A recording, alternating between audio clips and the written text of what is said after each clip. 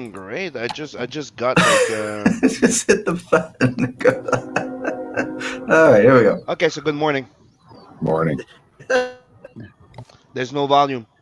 Oh gosh, dang it! What a Scott, wonderful we're morning. screwing it all up. All right, Skip lead it. Good morning. Good morning, Good everyone. morning.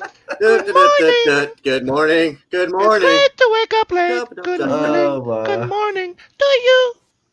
Nice. all right. Good morning, everybody, to the morning roast. And I am, of course, as always, your host, Mr. Kino Subway, and with us is Mr. Jason Crager, returning for what is it, like the third time now, I think. Yeah, I'm popular, man. I make my rounds. I'm like hepatitis. And we also have with us today Mr. Adam Lawson. Hey, guys! Good to be on the stream. I'll reveal, that Jason and I are working together on a book, so you're getting a twofer attack here with the Kill Journal. As you can tell, he's the more badass of the two of us. Sleepy. But I'm the most sleepy. this is the team here.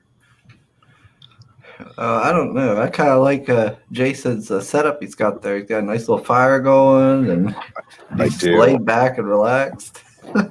Yeah, I'm in a garage here, and my in-laws. Less exciting. And of course, as always, I also have with me my co-hosts, Mr. Sim and Mr. Shane. Well, hello. Howdy, y'all.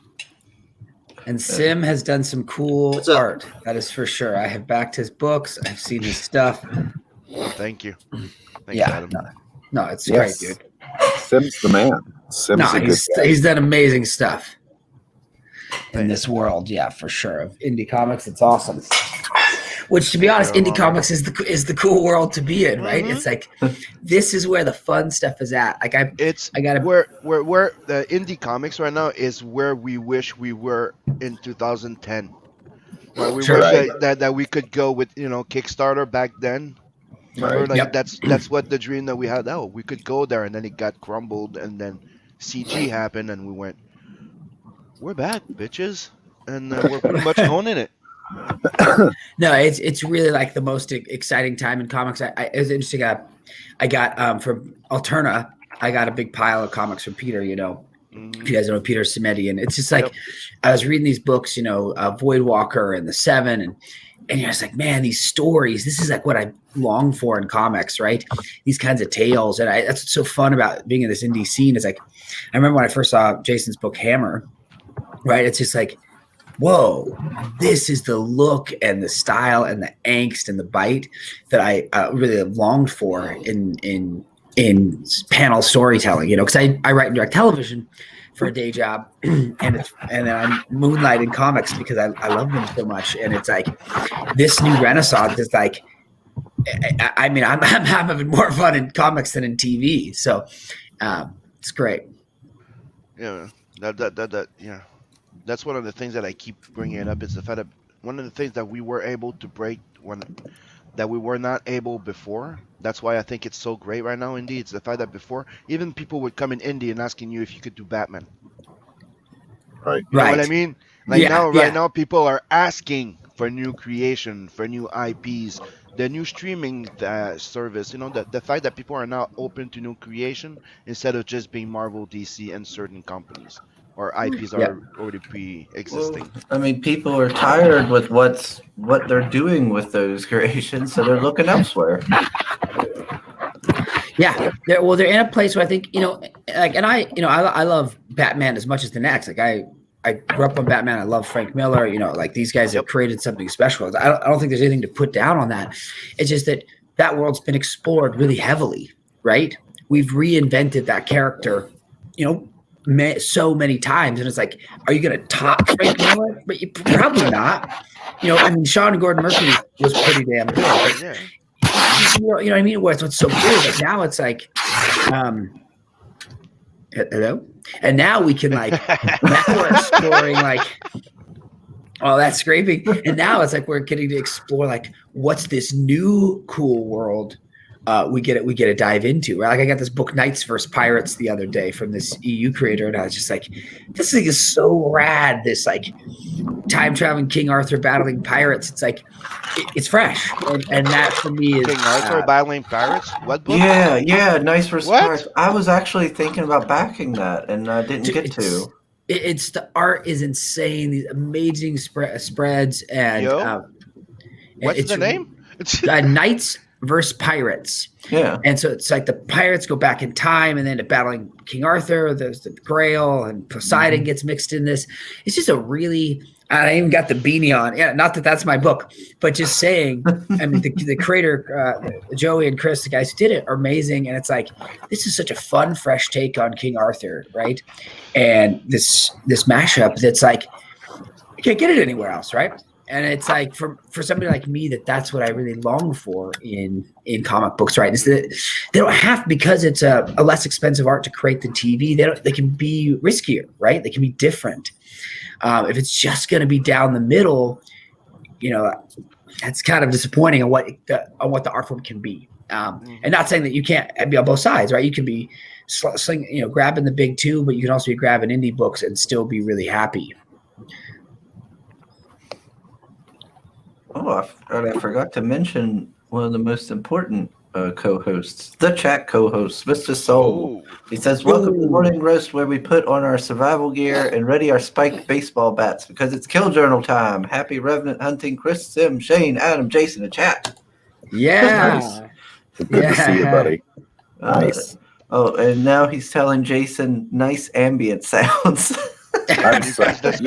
When you pass your scraping knife, dude, it was bad. Really? My scraping knife? Like Was you it mean the when I spatula was or trying something? to my lighter? No, you you're moving. You're moving something, I guess, on the camera there, or something, or scraping over the top of it with your hand. Oh, like this. Yes, dude. Sorry, I didn't. I was trying to clean the dust off my stuff here, and I can't believe that it's that sensitive. That's We're all crazy. deaf now. Was it? Really? Is there a war going on? I mean, the Revenant has come, and it's coming for Jason, right? So crazy. There's on my end I hear nothing, but on your end you just fucking go ah. Yeah, it was freaking loud. Jason's doing the equivalent of that nails on the chalkboard thing. Yeah, totally. Totally. Sorry, guys. Sorry. I won't do that. Oh, little puppy. Yeah, my little puppy. He's saying, "Hey, Dad, what's going on?" This is Paddington. He's my quarantine dog, and I've been so grateful for him. My wife and I, we just love him to death. What's the breed? So he's an Australian Labradoodle. He's a purebred, and my sister's a dog breeder, and she was rehousing him. And I said, I will, and I've known him for the last 3 years. And so it was a big, big Christmas present that happened back in May. And he's been our best buddy. Nice. Yeah. But I think what's, like mentioning this indie scene, it's like, I think that's what opened the door for, Jason and I to do the Kill Journal, right? For him to create Hammer and for us to build this cool, like dark splatter movie, essentially with a conscience, is what we wanted to do with Kill Journal. Is at the core of it, right? It's a horror story, but it's at the beating heart of it is trauma survivors, right? Because this is the story that happens after the horror movie ends and people are covered in mud and blood and they have nowhere to go and their friends are all dead. It's like, how do they then pick back up?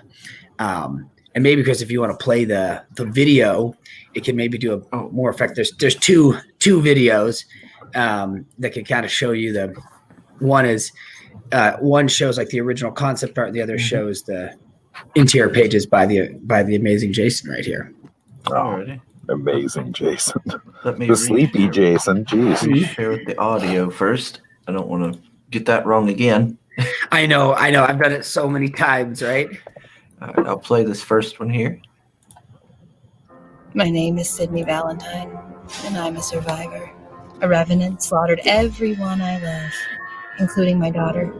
They're evil spirits, back from the dead who wield machetes and tire irons, and a bullet to the head won't stop them. After one butchered his congregation, St. George claims God called him to hunt the revenants, and he's recruiting survivors to join him. Most won't make it out alive, but at least they're taking a stand. God has his book of life, and St. George has his kill journal.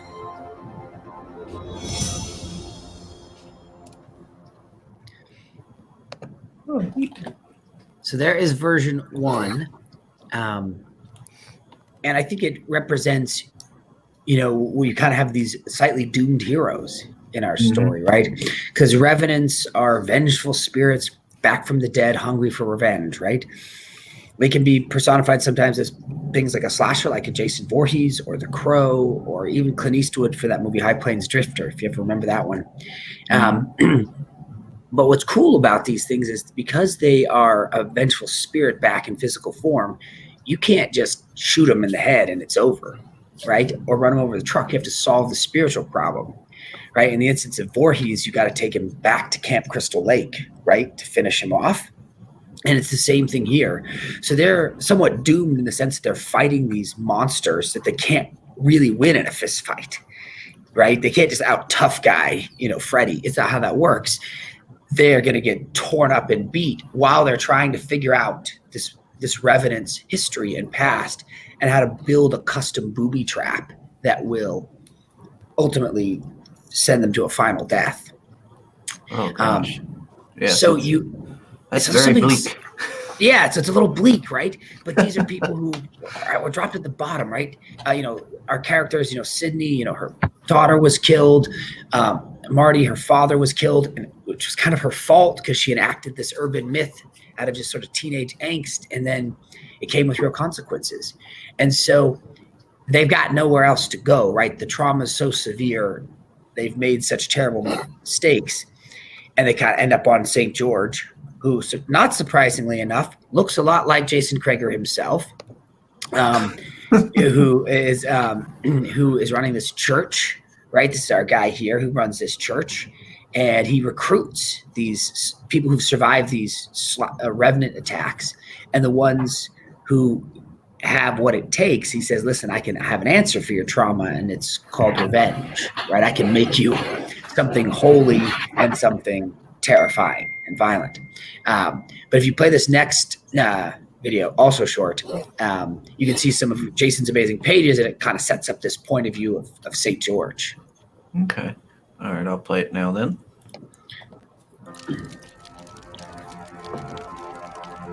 There's a war going on, and I've seen the enemy. Revenants is what they call them. Vengeful souls back from the dead and hungry for blood.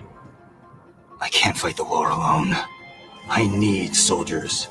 Those who face the evil that lurks in the shadows. Those who've lost someone. Those with nothing left to lose. I can take their broken lives and reshape them. I can make them into something violent and holy. I can give them revenge, but I cannot give them peace. Only God can do that, and He stopped listening to me long ago. There's a moment that comes when they know whether they're a victim or a survivor. There's a war going on. Which one will you be?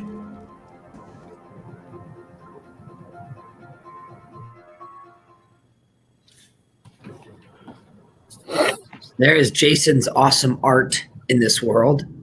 But you can see that kind of sets up our presence and our tone of what these characters are about.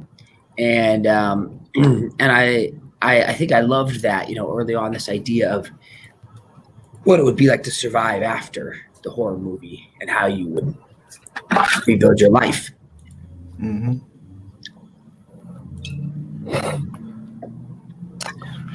Nice. You got a fancy mask and everything, and a hardback. Yeah. So what we did is, St. George, who's our leader of this group, he's priest, and so he keeps a record of all the kills and all the revenants, and he's trying to figure out what do they need to do to take each one down. And so I modeled this design of the book. It's hard to see in the small here, but it's all debossed, and it's a leather-bound hardcover designed after this 12th century Bible. And in it, the design, there are symbols that come back into the story. So it's a little bit of a fun game of finding some of the symbols embedded into the cover that play out in the story. And so that's our badass graphic novel. And then I thought, the best way to like live and experience this world is with a mask, right? Is with a Revenant mask yourself. And so this is a movie quality replica, something I would use on set, filming television. It's meant to be worn. It's got elastic straps and pads on the inside, little slits in the black lines in the front, so you can breathe. It keeps COVID at bay. It keeps people 6 feet away from you, and it truly like makes you feel like a revenant when you walk around the house and you see yourself in the mirror in that thing. You're in the world. But what's cool? It's a mask, so it's a piece of art. It can hang on your wall. It can sit on your mantle, and really is a nice way to sort of take what's in the pages and of the Killjoy and bring them into the real world. Well, I mean, a lot of your cool slasher guys, your bad guys, all have masks, so it fits. Right. Right? It fits. And I'll let Jason do some of the talking here too, as far as like crafting of these pages. But if you scroll down here, so we have the hardcover, and then we also have monthly digital issues. So that when the campaign ends, this is another reason why Jason's so stressed, is you're going to get issue 1 emailed to you, and then issue 2 the next month, issue 3, issue 4.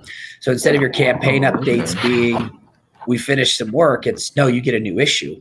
And this is a full proper graphic novel. It's going to finish out at 112 pages. So you get the full ride, right? You get it delivered to you monthly, and then hopefully but when the digital issues are done, then the hardcover shows up at your house. That's pretty cool that you're doing like kind of like a monthly release for your digitals to make it more kind of similar to what people are used to.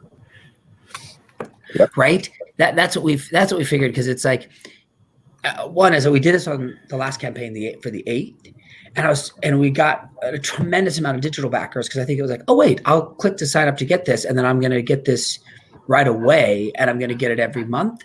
So it's like an immediate payoff. And even for people who backed the hardcover, they get them as well. And so if you don't want to save off, you want to save reading till you get the hardcover, that's cool. But it's a chance to glance and see true progress, because you're seeing the book. So, yep, you're seeing it as it's getting done too. I will do my best to make sure that we try to keep the monthly schedule.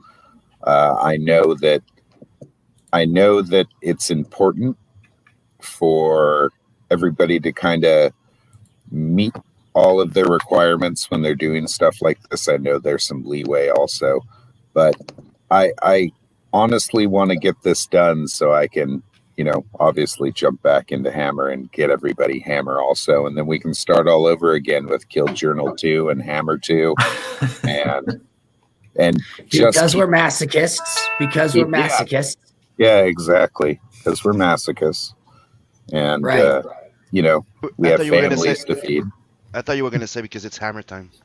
Because it's Hammer time. Oh, dang. I can't believe you dropped that one. You had it right there. Like, you know why? Because it's Hammer time. Hammer time. Now, does Jason have those pants? That's the important question. Yeah, the parachute pants, and then you have to do that. I can little thing across the screen. I could actually. You know what's funny?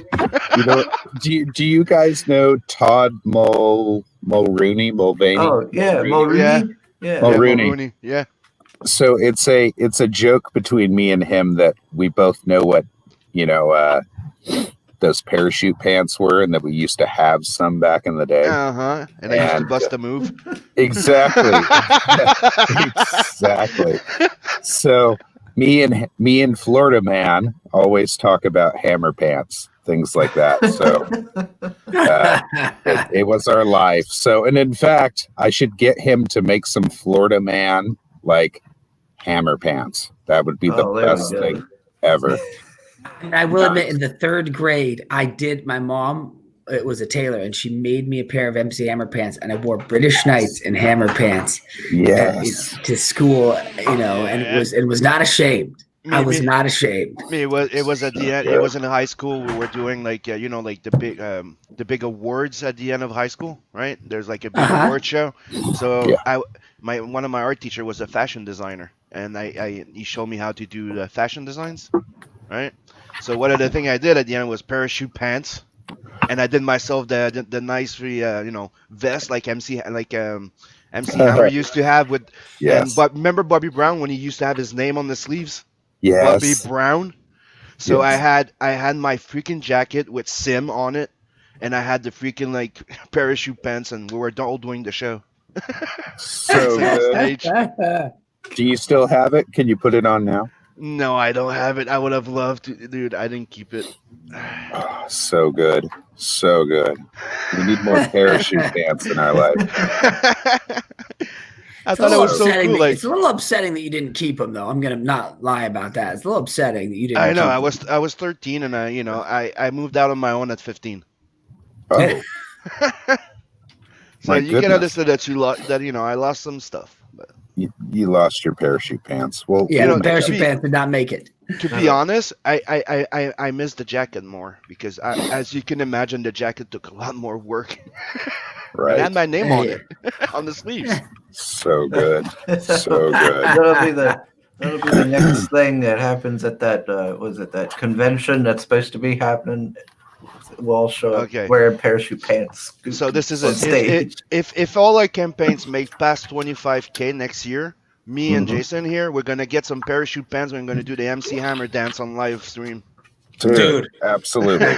Backing it. I could do that. I'm down. I'll I'm definitely down. do it. Yep. Nice. Nice. Let's So get Todd on it too. That's, we should. We should. So when Kill Journal arrived in my lap, it was kind of a an interesting situation. I had just completed pretty much doing Hammer and had as much success as I think I was going to get at the time for it. And the Kill Journal as a property, I started in horror comics, and so I'm really used to drawing lots of blood and guts and dismembered things and whatever. And so when Adam brought this and showed it to me, it immediately had my interest, and not only my interest, but I felt that I could round out this stuff for him. He developed this story over 10 plus years with Ari, correct? Yeah, that's right. You got it. And Ari on Twitter? No, Ari is my he and I work in television together, and so we've been working on this for a long time. And then you can these initial concept images that you can see filling up the campaign pages were done by an initial French artist several years ago. Right. So he ends up showing me all this stuff, and of course, as an artist, I'm super particular about stuff, and I kind of told him straight out. I went, listen, I don't work with other people because I don't play well with others. And that is true. That is true. Yep. I did, and then I waited for Ari to send me a contract, and then I called Adam, and I was like, okay, man, I'm a pain in the ass, and I signed his fucking contract and sent it to him. So I wanted to make sure that he understood that What he was getting into. what he was getting into, and I gave him fair warning. So as we've been going through this, Adam has been kind enough to kind of let me mess with things. So I'm not overall changing his story. I'm just rounding out some of the things that maybe he missed 10 years ago or whatever. And it's making it better as far as I'm concerned. It's adding to the mythology. It's giving more weight to the storyline.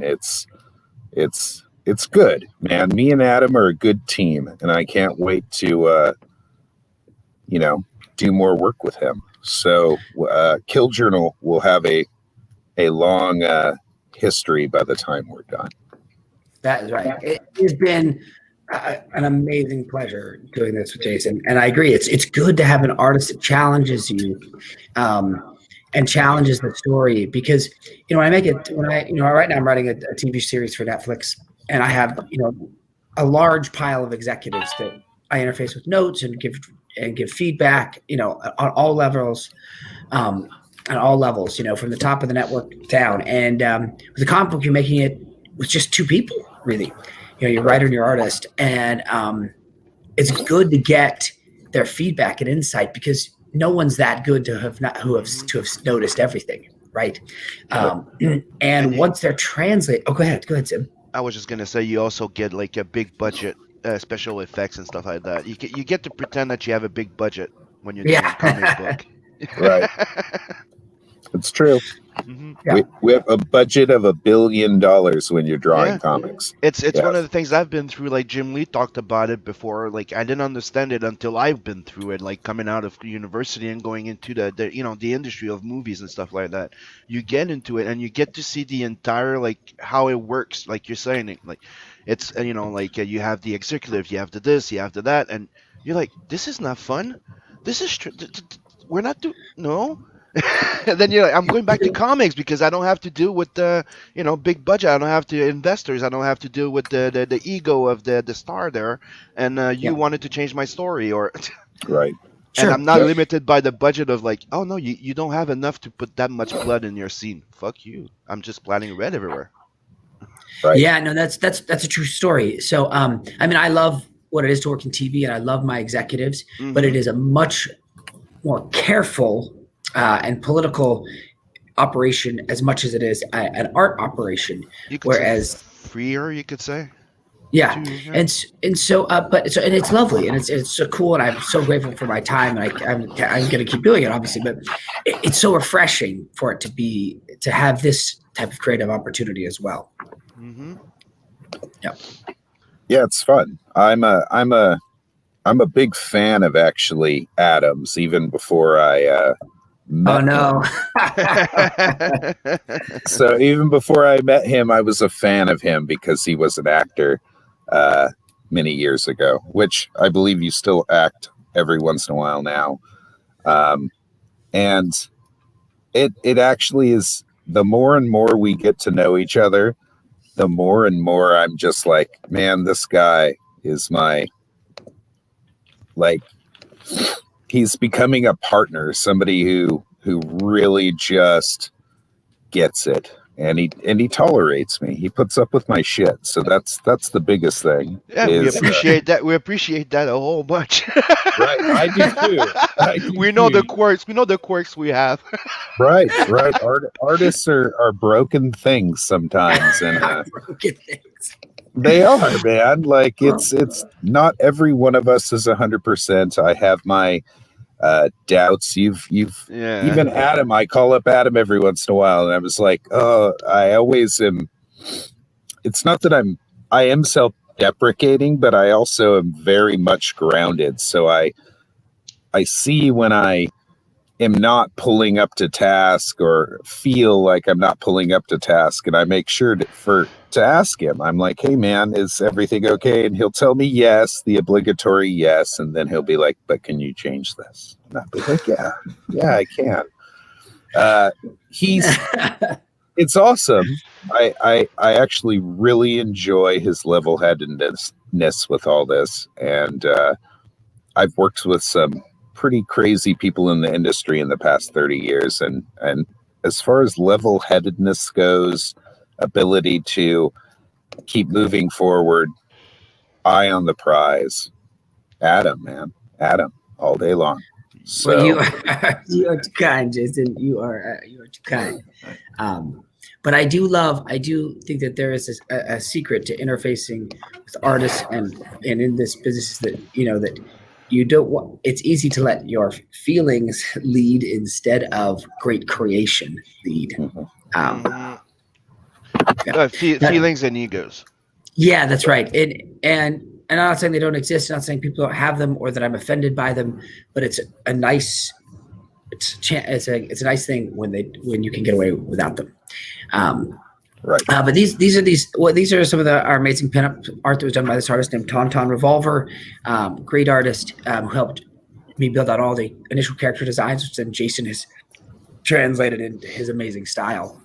But Marty, this is one of my favorite characters. She's a Japanese girl, though the blonde kind of throws you because she's dyed it, because she's going all punk rock, as Sim definitely understands.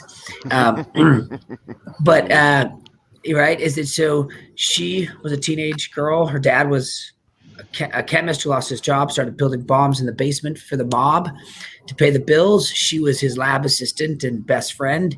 And then he got a girlfriend, and he was paying less attention to Marty. And so they were at a carnival, and she went to this gypsy that would say, hey, listen, there is this urban myth you can enact to solve your problems. And she summoned this revenant with the idea that it would get rid of the woman, but it got rid of her dad. And so she's now living in this crazy regret, sort of self-hate, as she's trying to get revenge on these revenants, trying to solve her own self-sorrow. So she has this angst and rage about her, and she's also a bomb maker. And I love what that creates, is because it creates a character who's fighting a war that they are carrying a weight of guilt with them, and what that makes any of us do when we're carrying the weight of guilt around. Right. Yeah. One of my favorite pictures, one of my favorite pages of Marty is she has this T-shirt on that says "I rate dick pics," and it's this. The idea of this is it's not like the intention is it's not that she's like, oh, please send me your photo. It's just like any girl willing to wear that T-shirt has enough attitude that you're like, okay, that girl has attitude. Meaning if you send you a dick pic, you better be ready that she's gonna shred it to pieces. Right.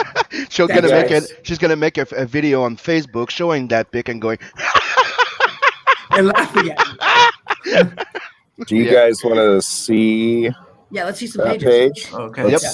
Obviously, dude, come on.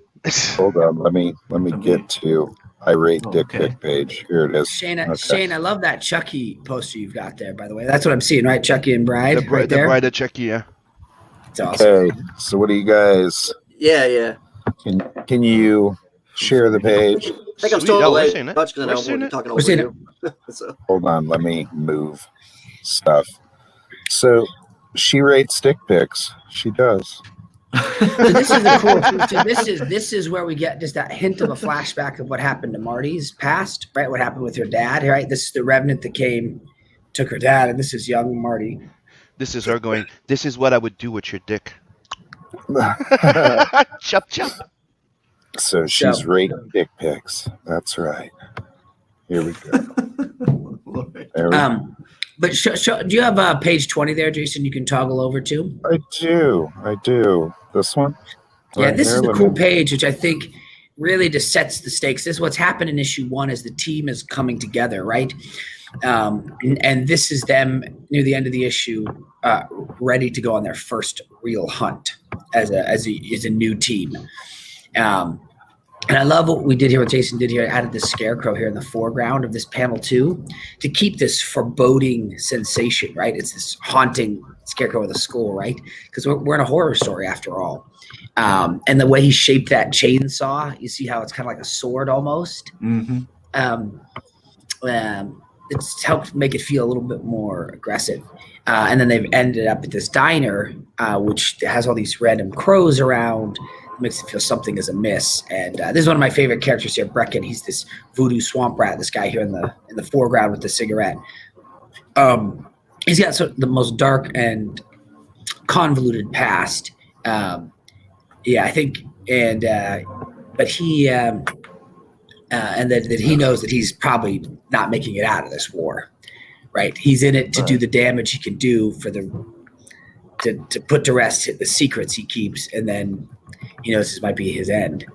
But another great. Oh yeah, that's a cool one. Yeah, show that. This is. Go to the next one, showing the Revenant. This is cool. So this is a cool Revenant here. This is Mr. Happy Face, and he was always told to put on a happy face when times were tough, and he was a poor kid, and then he liked the girl he shouldn't, and then her dad had him beat up, and it went too far, and he ended up chained to a tree in the woods, and the crows came and picked his skin away. Yeah, we're he's our version of the crow, essentially. He's super But he's tortured. evil. Yeah, super tormented. Always has crows pecking at him. He's something. So, and as you can see, he's been busy. So, Oh, jeez. he's been busy. So, Yeah, I do like you were saying that little scarecrow stuff. Like you're not letting the reader forget that. Yeah, this is a pretty bad place and all. Like it there's is. bad shit going on all the time. Right. We This wanted is- to keep this feel. We didn't want to lose the sense because it's a character story stuck into this horror world, right? This is some of their training scenes. And we didn't want to lose the sense of that, like, there's this foreboding, haunting sensation, feeling that's always present, right? Because they're hunting something that's deadly and it's coming for them, right? And you can't really sleep with both eyes closed. Yeah, they can't die. They keep coming. It's like Yeah. relentless. It's relentless, right? So we wanted to capture that feeling of being, it's always present. You never get away from it. Right. Let me get out of this. But if you bounce down on the campaign a bit, you can see some of the Chris. You can see some of the colored pages. If you don't, I'll start if you don't sharing mind. that screen again. Oops. There we go. I'm back. Me too. All right. Scroll down. You said. Yeah. Oh, and there's you missed. Yeah. If you scroll down. Oh. No, sorry. I keep going. There's a double think. You're going to see some of the colored pages here. Steve Cannon is doing the coloring. I know it's been fun to see the black and white. I'm a big black and white fan. And we'll probably deliver this later, as I'm going to probably deliver it as well in black and white. When I look at that project, it reminds me of two things I like a lot. It's like a mix of like, do you remember the Hack and Slash, the comic book? Yeah, Yes. yeah, totally. Mixed with Borderlands. Ooh. Yes, That's the vibe that you give me. Or remember Crossed? Yeah. Yep. Yeah. Yeah. That's the vibe that it gives me. Like the first time I heard you talk about the Kill Journal. Mm-hmm. Yeah, that's the thing that it brings back to my head, and seeing that killer with the mask there, it's kind of like, that's iconic. Yeah, I'm glad you said that, Sim. It's totally the right feeling. And if you know what's funny is I was the initial writer. I was hired to write the initial version of Borderlands way early on back in the day. Yeah, one of my favorite fucking games, dude. Before it became the game you know now, it looked 1,000% different. I went to Plano, Texas to meet with the team, with Gearbox, and the game looked 1,000% different. The game you know as Borderlands was not what it was when I first came on. And then they said, hey, actually, we're not going to do this. We're dumping the whole game. We're revamping the whole thing. And it became something new. But I've always had a love of that look and feel of that game. And I think that I'm glad that you feel that those things got mixed together, because I think those are feelings that I was also part of the initial team. Remember when they brought back Deus Ex? Oh yeah, I was part of it. Deus Ex was great. No way. That's why somebody once came to me like, dude, your style reminds me. Yeah, nice. Dude. I know, Sim. You've had a legacy of things, haven't you? Yeah, you could say that. Yeah. The thing is, you get those moments, but I've never been in so much enthusiasm there. No, the thing is, you have to be careful how you say, because I've never worked in the big studios. I was always like the subcontractor as a designer, so it's not the same as saying that I actually was. I haven't. I've dabbled in a lot of things, you could say, and when I started going into concept art for video games and stuff like that, that's when I learned they told me that I needed to learn to digital art, because I used to be all traditional back then. Like that was in 2006, I think, when I did the Deus Ex thing, 2006, 2007, and yeah.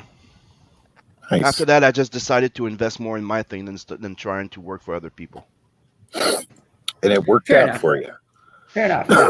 It's working out, and I'm pretty happy about it. Right. Oh, Soul said earlier. He said that he loves the Kill Journal. He backed the leather-bound back in early October. This has it all: great creators, great concept, and great execution. Distinctive style and high quality, and guest writers. That's right. Yep. That's right. If you want to bounce up to the stretch goals, they're just a little back up. We should talk about those back up. guest Okay, writers. okay. If you don't mind, Chris. Alrighty. It's creeping. There it is. Oh, there it is. So for our stretch goals, well, what I felt like for me, I always love additional pages, like versus a bookmark or trading cards, which are cool too, but I want more pages, right? And so with this, there's 4 6-page mini stories, and these goals will continue on. And what's fabulous about these are the origin stories of each of our survivors, right? So that story I was telling you about with Marty, her dad, the carnival, the revenant, we get the full deep dive onto what that experience was in these origin stories. I didn't want to bog down our central 88-page main story with origin, right? So this is a great way to experience these characters, see them go through this harrowing world, and then get a taste of the night that made them, which helps give you more insight into who they are. And you can see that some of the things in that early story reflect into the main story. And I also wanted it to not just be me and Jason doing everything, so that there was a different point of view from an art standpoint and a writing standpoint. So our first story was written by Shay. If you guys know her, Shay the Zombie over at Gaslight. And then Michael Okura did this amazing Nigerian artist did the art for that. And then there was also this next story we're about ready to unlock, Finch's story. It was written by Brian Christgau of Six Gun Gorilla, and the colors are by Mike Spicer, who's one of the most amazing colorists in the business, I think. And then the third story, this one is done by Jason, because that's why I started hiring Jason, was on this mini story. Written by Cody Fernandez of Jack Irons. And then this last tale is written by Christoph Wyatt. He's a good friend of mine. He's the TV showrunner on Venom and Avengers and Ninjago, all the animated series. And the art is by the amazing Maria Lopez, who does that super crazy, highly detailed line art. So it's a fun. So what's cool is you get this amazing, full, complete story, and then you get these 4 unique takes into that world by better writers and artists. And it's really, at least for me, what I love to see. Yeah, it's fun to see other people play with your toys. Right, Sim? I know. Like, getting fan art and stuff like that. Like, one of my dreams is to hire, like, Walt Simonson. There's Baron. There's, like, at least four writers that I'd like to hire at least once to write some short stories for the Adverse. Like, they inspired me to do what I'm doing. I would love them to be part of what I'm doing. Like, at least write, like Jodorowsky. I'd like him to write the genesis of everything of the Adverse. I'd like him to write that thing, but he's 96. I don't think that's gonna happen. Jodorowsky, the guy from Inkle and the Meta Barons. Yeah. Right, I mean, that's Dude. the man. I'm trying to get him, dude, and it's hard to fucking get in touch with him. It's fucking hard. And I'm actually practicing my Spanish too, because I'm trying to approach to him in Spanish for English. Wow. Yeah, I believe he's Spanish. He's a Spaniard. Is he not? He's born in he's a Chilean, and he's Chilean. And he grew up and he lives in France, so he speaks French and Spanish and a bit of English. So yeah. Okay. And I just say he's particular, so you need to be able to pick his interests. Right. I mean, the Meta Barons is such an epic. Dude, it's my epic. Yeah, it's my French comic Bible. Like I love that, dude. I bought not too long ago before Ramirez passed away during Corona. They released a limited edition, 1,500 print of them. Right, it's a big box edition. I bought 2 of them. Oh wow! They were They were $200. Now they're worth like $600 to $1,000. Wow! Dang. Yeah, see, I have the big, thick, what feels like your college textbook. Yeah, version. I got that one too. Yeah. Yeah, and I just, in fact, just recently this year, somebody turned me on to it. The writer on Black Flag, and he's like, "Hey, Adam, have you not read that?" And I was like, "I don't know how that happened." I bought that next day I started pouring into it, and I was like, oh my gosh, this art and writing is like it's game changing. I've been telling everyone to check in Meta Barons for the last since I'm in CG 3 years. Like my name should be Simon Meta Baron. So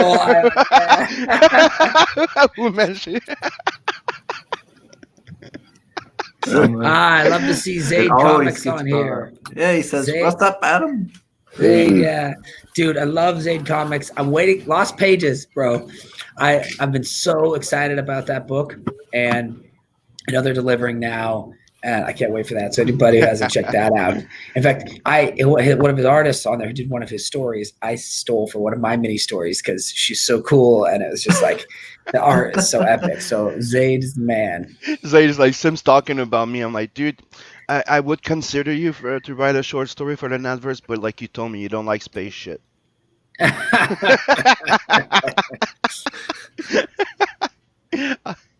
I'll get you on one of those when it's not in space. Yeah. But this is how many pages was this up to now? 8, wasn't it 80? I think It was no. It said you said it was over 100, didn't you? It's 100. It's 88 plus 8, which has cleared through Rider 6. How much is the 18K Marty's Tale? So that's 6 pages, and then this other one.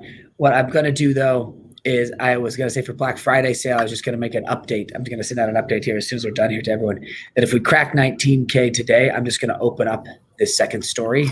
For instead of at 20K, we'll open it up early, and then I'll bounce the next one to 20K.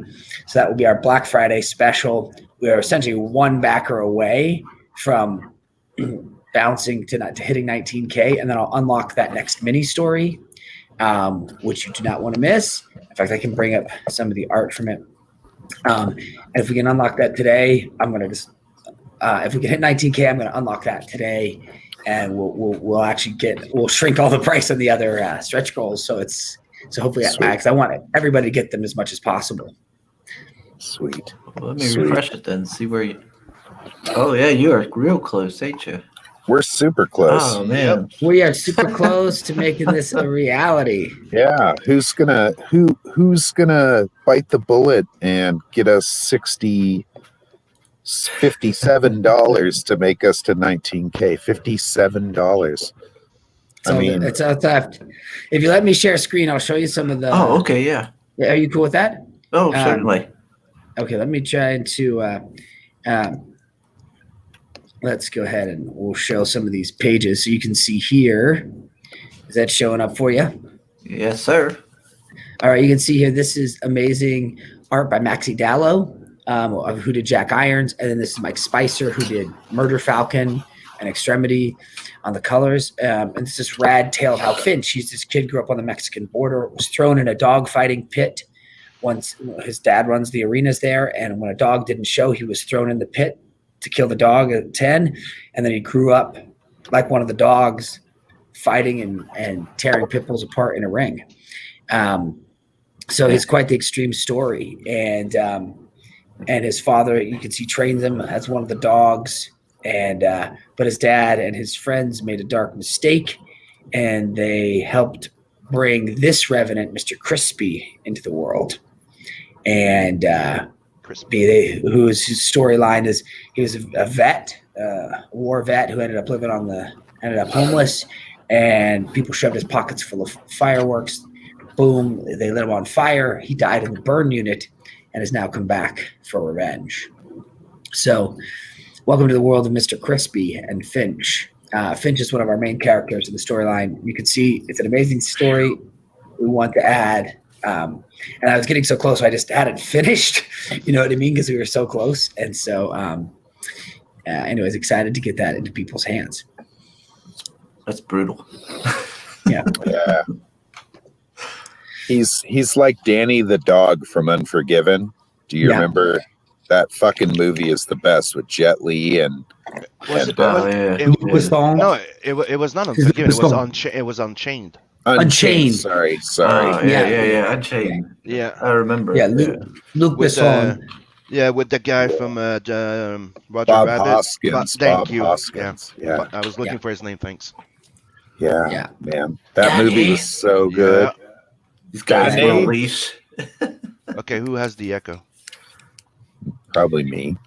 Oh no, it's gone now. Okay. Mm. Yeah, Unleashed. Yes, Soul Ion, you nailed it. Yep. Yeah. Not on So chain, who's the unleashed. Revenant that you could get the mask of? This is him right here, Dylan. Dylan. Right His there. name's Dylan. Yeah. Like, what's his story? So Dylan, he was betrayed by his brother to this voodoo cult, and they were trying to essentially perform a ritual that would create a revenant. Things went horribly awry. His brother betrayed him to this cult, and he ended up drowned in a swamp. And then a year later came back as this revenant.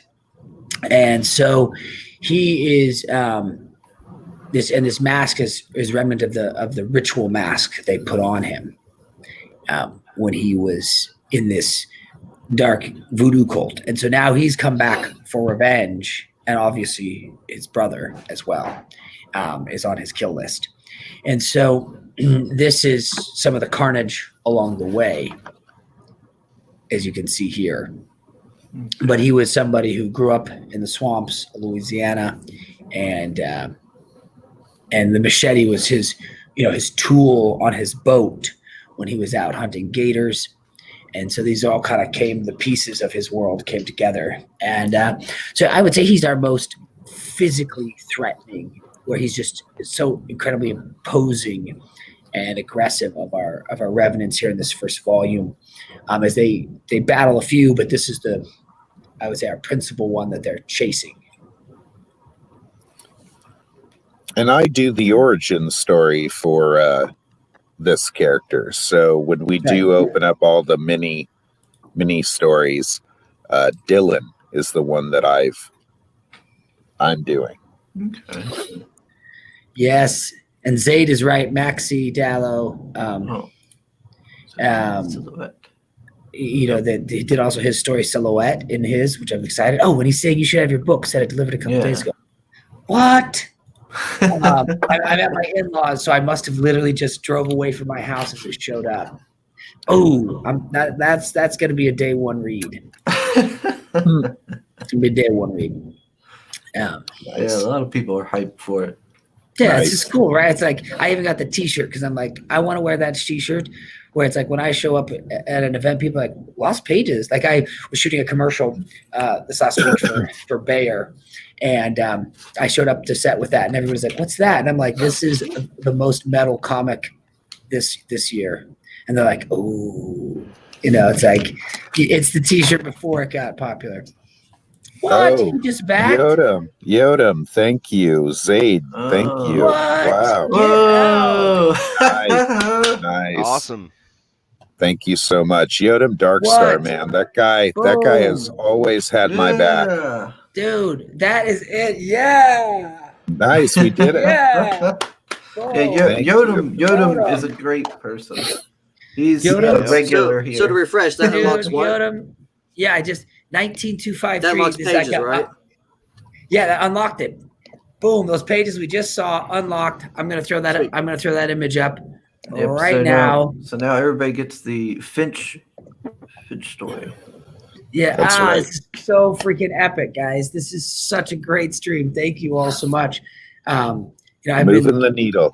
That's yeah, right. we have been. Jason and I have been fighting and pushing so hard on this, and it's so awesome to see people reacting to it. And thank you, Zaid. Thank you, and thank you, Yodam. That's super, super badass of you. Yodam Darkstar, man. Just taking care of business. That's exactly what he did. He just said, let me handle this. Let me come in and handle it. Thank you, brother. Much, much appreciated. Because, I'm just downloading. So excited for Crispy.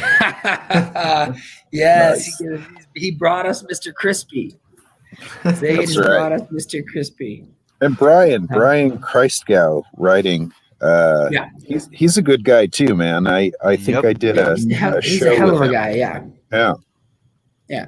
The Good best. guy. And his writing is so legit. I read his book Six Gun Gorilla, and I was like, I gotta get this guy on, because I have lots of times when I'm reading other people's books, I'm thinking, how do I hire them on something, right? Because they're good. All right. Nice. Wow, we really do appreciate you guys helping us all out. So Dude, it's awesome. It's amazing. Yeah.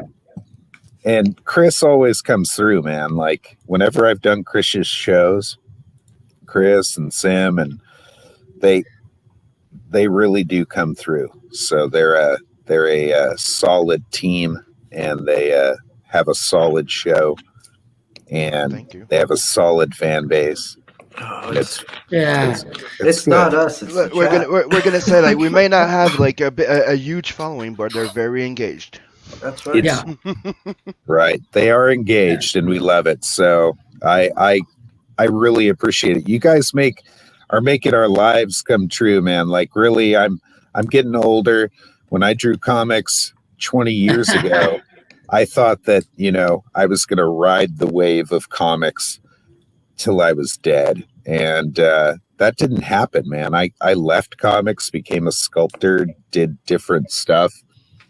Art always was my goal, but since this pandemic, man, shit is way different, and we're able to do what we love now. So, and I kind of feel like I'm able to be the person I'm meant to be after 20 plus years, and it's freaking weird that it's all happening right now as we're doing this. So That's pretty cool, right? It blows my mind, man. It gives me faith that I didn't waste my life just trying to be something I couldn't be. But so it really, every day is kind of a weird blessing to me. And I'm not super religious, but if I were, there's somebody definitely looking out. So I'm shocked. So I love all you guys. You're awesome. Thank you so much for. You know what they say: when it's our time, it's our time. That's right, man. That's right. So That's when when you're ready. It's one of the things that I was having a discussion with somebody earlier. Was like, I'm realizing he was in like 35 or something. I'm like, dude, you have to realize one thing. It's that people used to say that your prime is your 20th. No, this is when you're No. like, you're like energy as fuck and stuff like that. No, your prime is when you pass that 30, that's 40. Everybody that made it big, it's always around that time. Why? Because Right. you've banged your face in that brick wall many freaking times. You failed. You've learned to be humble. You've been cocky. You've done, and then when you come in, you're 100% professional and you're level-headed. And it's Right. and it's something that people pick up on. Me, as soon as I met you, I'm like, yeah, that guy's a solid artist. I'm gonna back his projects. I always remember that Jack Kirby didn't become Jack Kirby until he had done the Fantastic Four In his 40s. Yep. 45. He was Yep. 45, and Stan was 40. He was 45. No, That he was- Stan was 42, and Kirby was 45. Yep. that stuff to me is amazing. And I still have, like, I'm 47, so I'm a little late, but I'm still working, and that's all that counts. It's all good. I'm 44. Nice. What's Nice. that? What's this? What's that Gandalf saying? Old Lord of the Rings? geezers. A wizard is never late. Young. A wizard is never late. That's right. That's right. A wizard is never late. I could be a fucking wizard. Yeah, I you're working on the beard. You know what's funny? When Alan Moore decided when he was 50 years old that he was going to become a wizard, and he told all of his friends, and they looked at him and said, "You're out of your mind."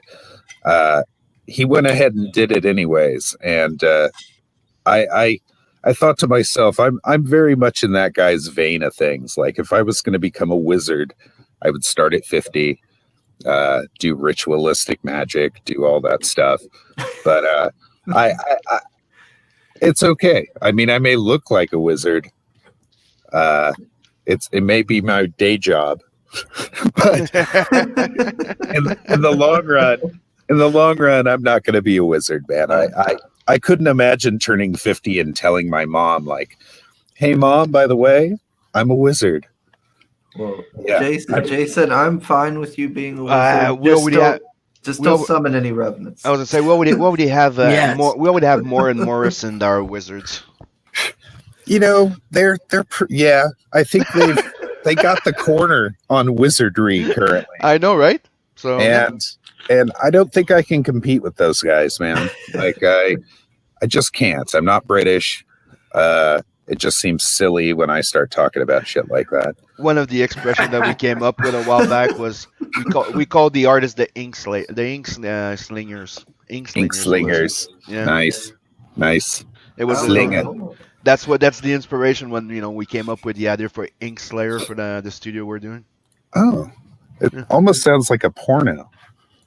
It sounds like your metal band more, no? Ink Slayers, or a tattoo shop, Ink Slayers. Tattoo shop, yeah. This is Blood Hunt, but yeah, chat is pretty hype in here. Yeah. Chat is killing it. This is such an awesome thing. This might not be the early start, but streams always. He's calling you out. He's saying, I know you start this stuff late. Well, blame Sim. Moving on. What? Yeah, it's probably a good idea to blame Sim. I mean, he's kind of that guy. Yeah. There's a reason why there's a hashtag blame Sim thing going on. Yep. Is there? Sim, what is this? What? When I'm late with Kill Journal, I'm gonna blame Sim. I think you should. This is a little something I did yesterday. Nice, buddy.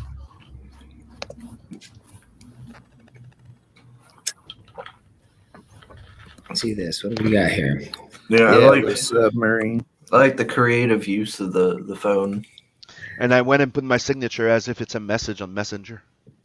That's rad, dude. Mm-hmm. Dang, I wish I could draw. It's just cool, man. Good job, buddy. Yeah, it looks really good. I know, right? I was like, you wanted her to pick up a submarine. I'm like, dude, you're not gonna see her. So it took a while and the day that he sent me like the initial payment, like, okay, start working on it. I had the idea in my head. I'm like, hold on a sec, because you remember you see all those videos of people filming with their phone. I'm like, hold on, there's a zoom on that shit. So that's the idea came like, there you go. Here's a frame, a panel within that poster, you could say. Right. Mm-hmm.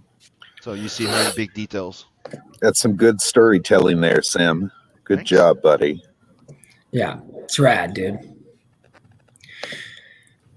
Well, this has been such a cool stream, and I'm really grateful for everyone in the chat pushing forward on this. It's like as we're talking here, I'm building this the unlocked page so that I can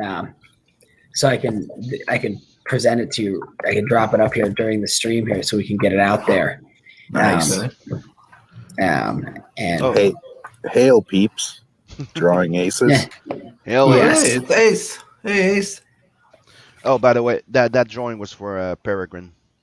By the way, Oh. no. Is that going to be something that every backer gets? It was part of the print tier. There's a print tier, and then you saw my name on. That's what you get. Oh crap! I don't know if No. I'm back that tier. Nice, man. I know I'm waiting for that book. I'm ready. It did pretty well, I heard. So Yep. It's that and Monster MD. I'm like, bro, I'm ready. I'm ready for that. Whenever it's gonna come out, I'm ready. Yeah, I just had a couple books come in. I had Donald DeLay came in, and then I don't know what this one is. I don't know the name, so I'm not sure whose that is. Well, Maybe that's Openhead, the Lost Pages, nice. probably. since everybody's getting theirs. Hope you- That's what I'm looking for. Should Hope be you hitting my got the doorstep. Hope you got the bonus book with me in it. Ooh, What? that sounds. Ooh, Yeah. I said. Well, yeah, I should have written that. I hope so. What do you mean you hope so? But I don't know. I'm not the one that picked it, so I hope you didn't just grab like without the bonus book. Well, it wasn't that part of it. It was his own tier. You have So while Adam is doing that, I am going to It's show up you now. guys. Oh, it's up already, fucker. That was And quick. here it is, and it's up. Oh, It's up. wait, no. I'm No, confused. his, not mine. So his. Mine, I'll Yeah, show if you you go to- pages of stuff. If you refresh the page, it'll show the stretch goal. It's showing Oh, something. my thing. There we go. Okay, refresh. I'll scroll down here. Yep. All right, there we go. Boom, boom, boom. Woo! Nice work, guys. Nice work. So it's a big Written exciting by- day. So we'll tweet it out and Okay, art by who Nice. at 20K? It says like by Cody Fernandez and art by. Oh yeah, it's cut off Bye. there. wow, that's some Yeah. amateur hour That's work. why I wanted to make sure you noticed it. Yeah. Yeah, by me. Wow. It's art by me. Yeah, that's That- okay. that- I'll show you. I'll show you the Oh, there it page. is. That's that so you weird because I see it in the. I see it on the file. I'm gonna go ahead and re-export that. Dang. Good thing I noticed it. See, yes, I built this in a program called Comic Life 3. Mhm. It's a fun, like, quick way to letter stuff that isn't Illustrator. So it's faster, and you can just build your pages real quick. And so here's where it is. But yeah, it shows it on the page. It's coming up.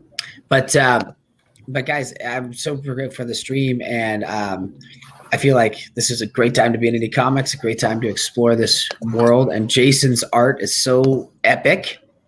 You do not want to miss it. Thank you. That would be the real shame. That's a nice Right, present Okay. piece. right. Here we go. Keep me from becoming a wizard Oh, yeah, and living Preston. under a Yeah, bridge. so that was for Please week back this one. That was for week one. Dang it! Now that the whole box is invisible, this is so weird. up. Messed it all up. Program. Yeah, the program keeps glitching and like it. All right, let's try this again here. But it keeps exporting the page, but then it is missing the text in that one box. Crazy. It's like it's saying, Jason Crager, you will not be credited for this. It's okay. I know I did it. And Adam, how long will you remain in demand? So we'll remain in demand probably until February next year, just on like the real practical sense of it, because there's maybe no need to pull it off Good. until we're about ready to ship, because we over order on our books. So we'll order 1,000 copies for the printer because we have a Shopify store and we'll keep it going long term on our projects. They're less just crowdfunding driven, but long-term publishing. And so we'll keep it on because even if we got this mass boon, it wouldn't affect our print number because we over order so much. Nice. Yeah. That is cool. Hopefully here eventually before you leave in demand, I'll be able to scrounge up some money to get a copy myself. That's what I'm thinking too. 'Cause I want to get a copy. I know, Chris and Sim, we need you. We need you on this. That's a cool book. I was about to. I was like, then you said that 2 people back that you were over. I'm like, I wanted to be that guy. I'm like, dude, it's just there's so many good projects and it goes up fast, especially when I'm international to everyone. So Right. every book to me, it's like, yeah, Sim, where are you? Are you in the UK? I'm in Canada. Canada. Oh, you're in Canada. Damn, I know Canada's the worst because, like with the UK, see, we have a fulfillment center in the UK, and throughout we get it essentially. We get it to backers at the same price as you would local, and because we use a local shipping partnership to do it. like I do with my friend Beacon. Yeah. Yeah. And it just makes it so much cheaper on the shipping side. And unfortunately, Canada is so tricky because there aren't any players on just the Canadian scene. Yo. It's like I can ship to London significantly cheaper than I can ship to Canada. You know what I mean? As bizarre as that is, it's cheaper to do London than Canada. I know. Blame 9/11. I agree. It's like it's so bizarre. It's like how can Canada like that's Dude, I that's used like to be. I used to be able. Hey, dude, that house next to you looks very nice. I'm coming to buy it right now. And that was it. Like I could just jump in my car and move next to your house. It right. doesn't work that way anymore. Fuck. I know it's so annoying because it's like why would we not have amazing back and forth with Canada? It makes I no know. sense. We used to have it all the time. Like to send you something used to be an extra stamp, and that's it. Yeah, that's right. That's what it used to be. Yeah, just one extra stamp. That's it. I know. And then now it's like there's a 25 $20 custom. It's like what happened from one stamp? What was that? Okay, Yeah, I it could know. be fixed. I It do could be fixed if agree. you refresh. I do agree with one sentiment out of this conversation, and that was what Adam said. Canada is the worst. And Sol says Canada's the worst. Again, wasn't me who said it this time. No, I love Canada. I've spent a ton of time in Calgary, and I've shot so much TV in Canada, and I love Canada so much. It's just an amazing place. It's like in some ways you're like, gosh, it's like the U.S., but with all the parts you don't like cut out. That's and it's right. so awesome. And That's then it's right. like, how did the shipping thing get so weird? I You know. just like, You know, Canada is red and white, but they're never blue. Except when you come to Quebec. Quebec is white and blue. Quebec, we here are very sad people because we're mostly French. No, I Not really. That's the thing that you guys get wrong. No, We're I'm not. kidding. We're more like French Americans than French. French. no, it's so different. But it's true though that half of Quebec is like American French, and the other half is please French, love me, French. Really? Yeah. Like half of them want the French to love them? Yes. Wow. Nice. But most of the people, like regular people, no. They just we're like Americans. We like burgers. We like drinking beer. We like smoking weed, and yeah, pretty much. We like to do barbecues in the park. Nice. What are you talking about? Well, yeah, you guys sound like a bunch of fucking Americans to me. Yeah, that's it. Jesus Christ. Which you are Americans. I mean, it is all North America, right? Yeah, So- we also grew up with sharing the culture. Remember, before 9/11, dude, it's like we were just favorite cousins. That's Right. always. It's yeah. amazing, and then we lost it. I know, it's so nuts. We got pitched against So- each other when we were two big brothers, and nobody would fuck with us. I know, that's so weird. well, there's Well, more French Parlez-vous than, poutine? Well, team, I've got Voulez-vous to coucher avec run. moi? Oh, okay. Dang. Well, we're gonna have to have you back on, sir. I didn't even get to ask you about your Kickstarter, the Oh, what? Asunder one. You want to do a Sunder? Do you have a minute? Yeah, let's take 1 minute. Yeah, let's take 1 minute quick. If you could jump on that one, Kickstarter, you'll see it. Yeah, because we could always have you back on again. That's No, I would true. love to come back on again. But yeah, I was really curious about it because of Yeah, so it's no. Oh, sorry. Yeah, sorry. so it's this is a tabletop RPG game, and that's been a big staple for myself as far as in television. I've directed tons of stuff for Dungeons and Dragons. I directed a TV series called Will Wheaton's Tabletop, and Spell Singers, and I've just done so much stuff in this space. And I've been designing this over the last 6 years, for those, it's I always use Dungeons and Dragons as the simplest reference. If you're not somebody who plays tabletop role-playing games, it's a storytelling table game, right? Where you have books with rules and characters, and you have a storyteller who leads you through the story. And in this case, we have little miniature figurines to help you out with combat if you're that type of player, or you don't need to. But this is if you want to hit play on the video, I think it says it better than me by a significantly better voice actor. Okay, let me reshare it because for some reason today, I keep forgetting that audio. There we go. The world is broken by the gods who gave it life and abandoned it.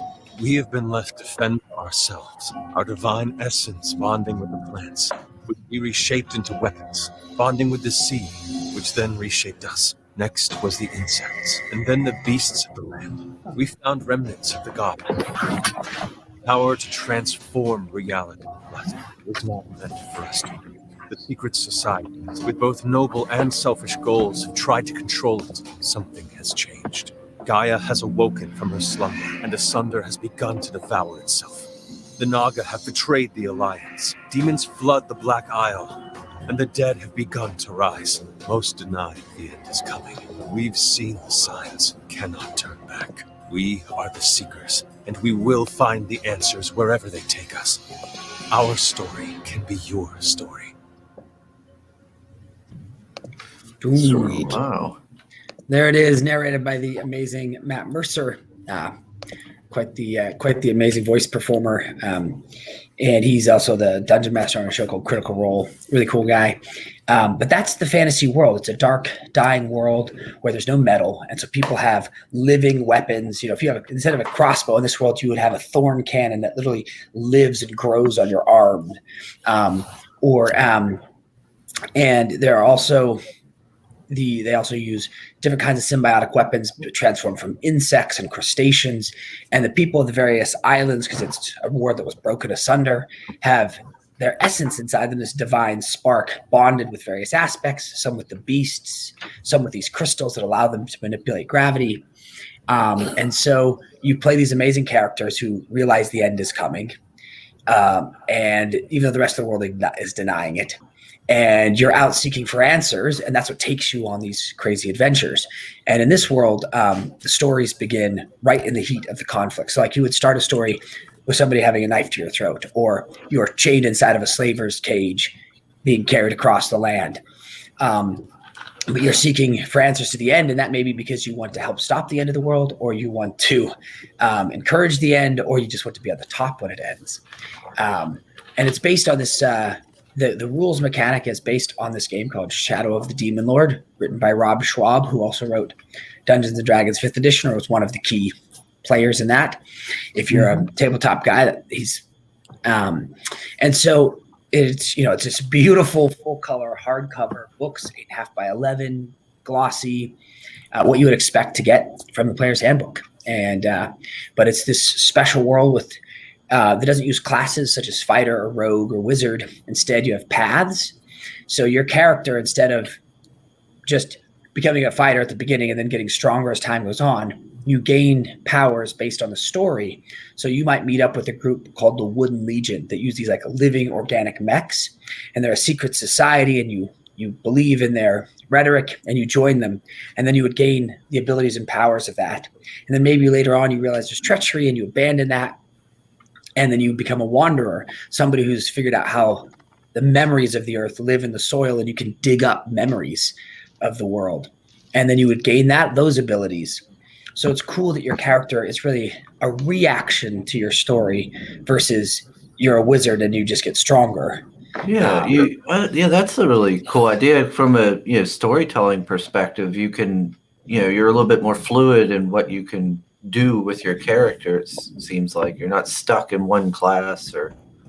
Yeah, you don't really have a class. It doesn't work that way. You gain these paths that give you powers that mature, and your story evolves you. And as a result, I think it creates better storytelling, and it creates no time you play the game are you the same things to fighter who gets stronger. You became a survivor for your first path, and then you chose to join the Blown Army, or then you chose to become a soul taker and work for Gaia and steal the essence from dead people, and it's all mixed into one. So it's really a cool ride.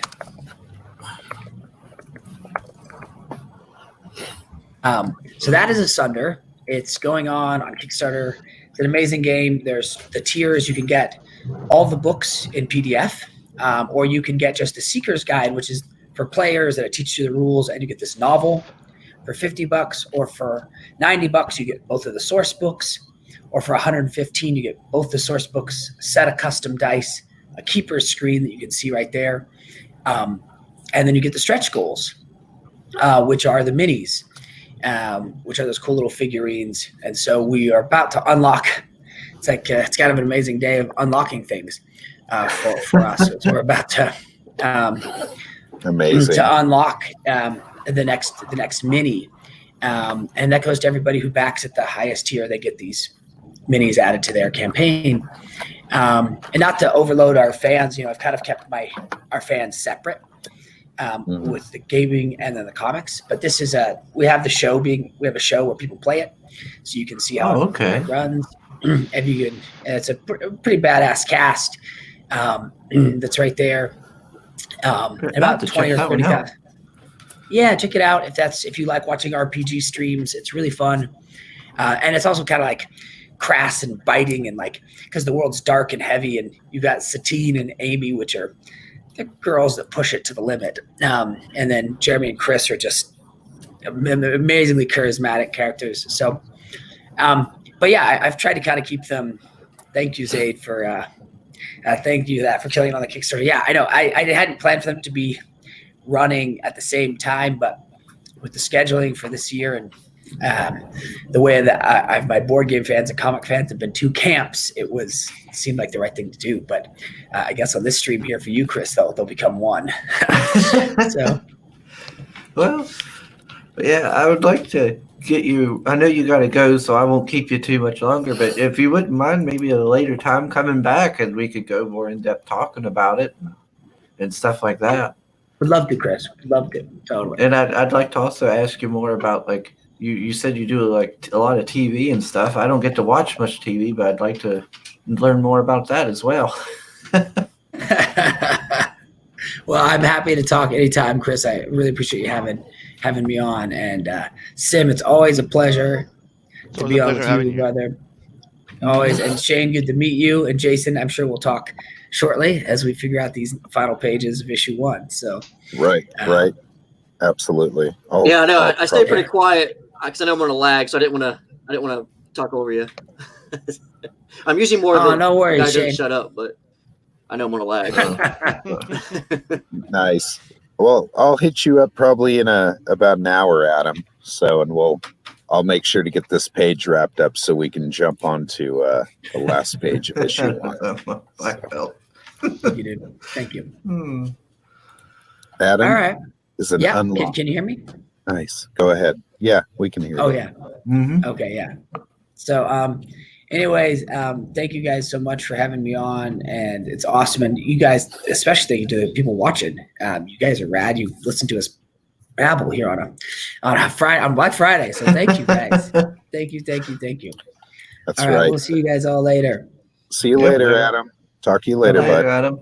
Later. That Yep. Nice. Look interesting. Yep. Nice.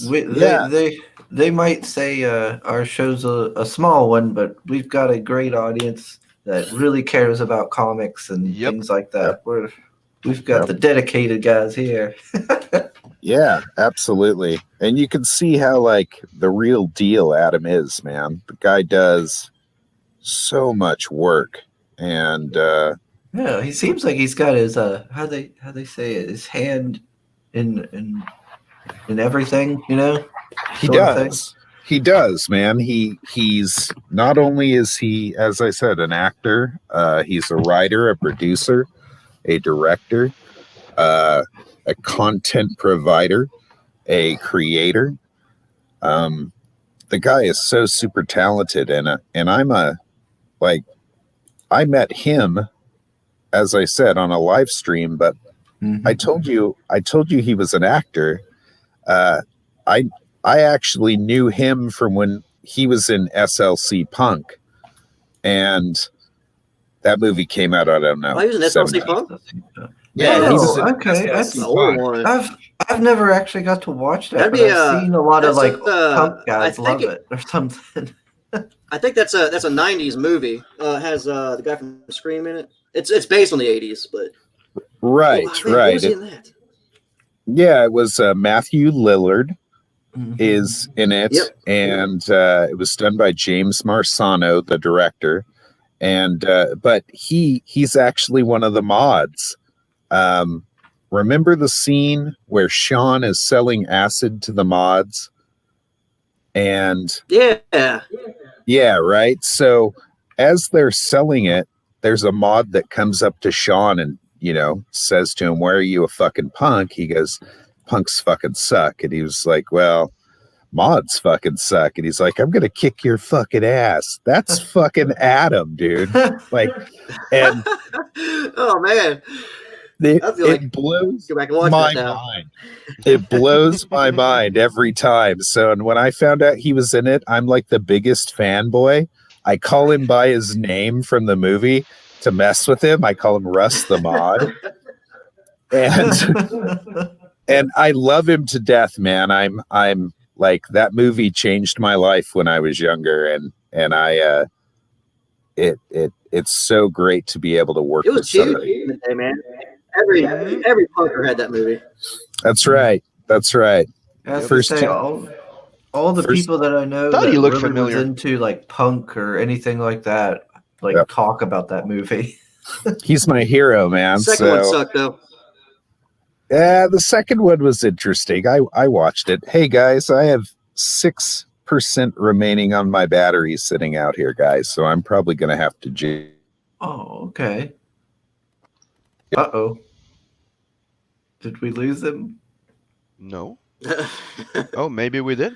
Yeah, He he just froze up. I think the 6% went. I think he just went to 0.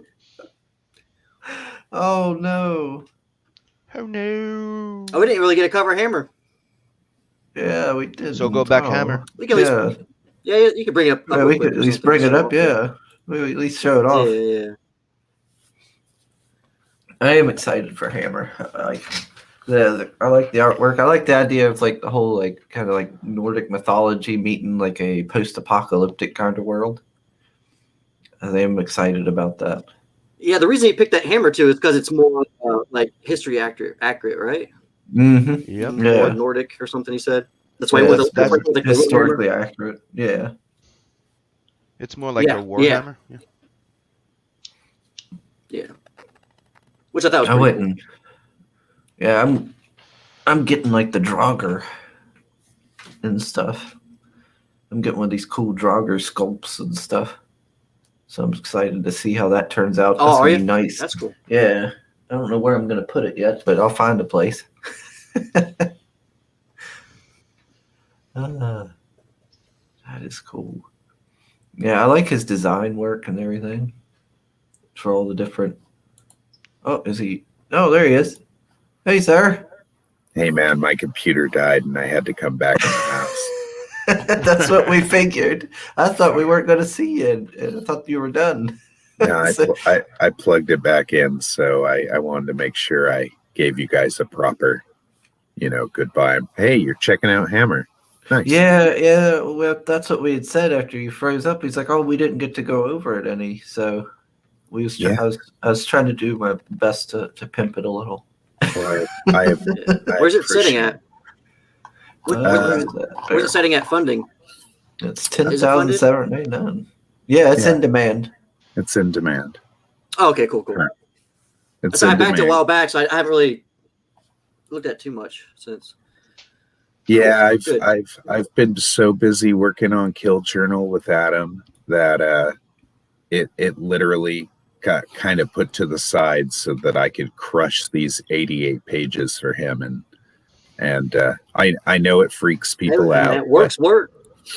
But you guys, when you made me popular by buying Hammer, it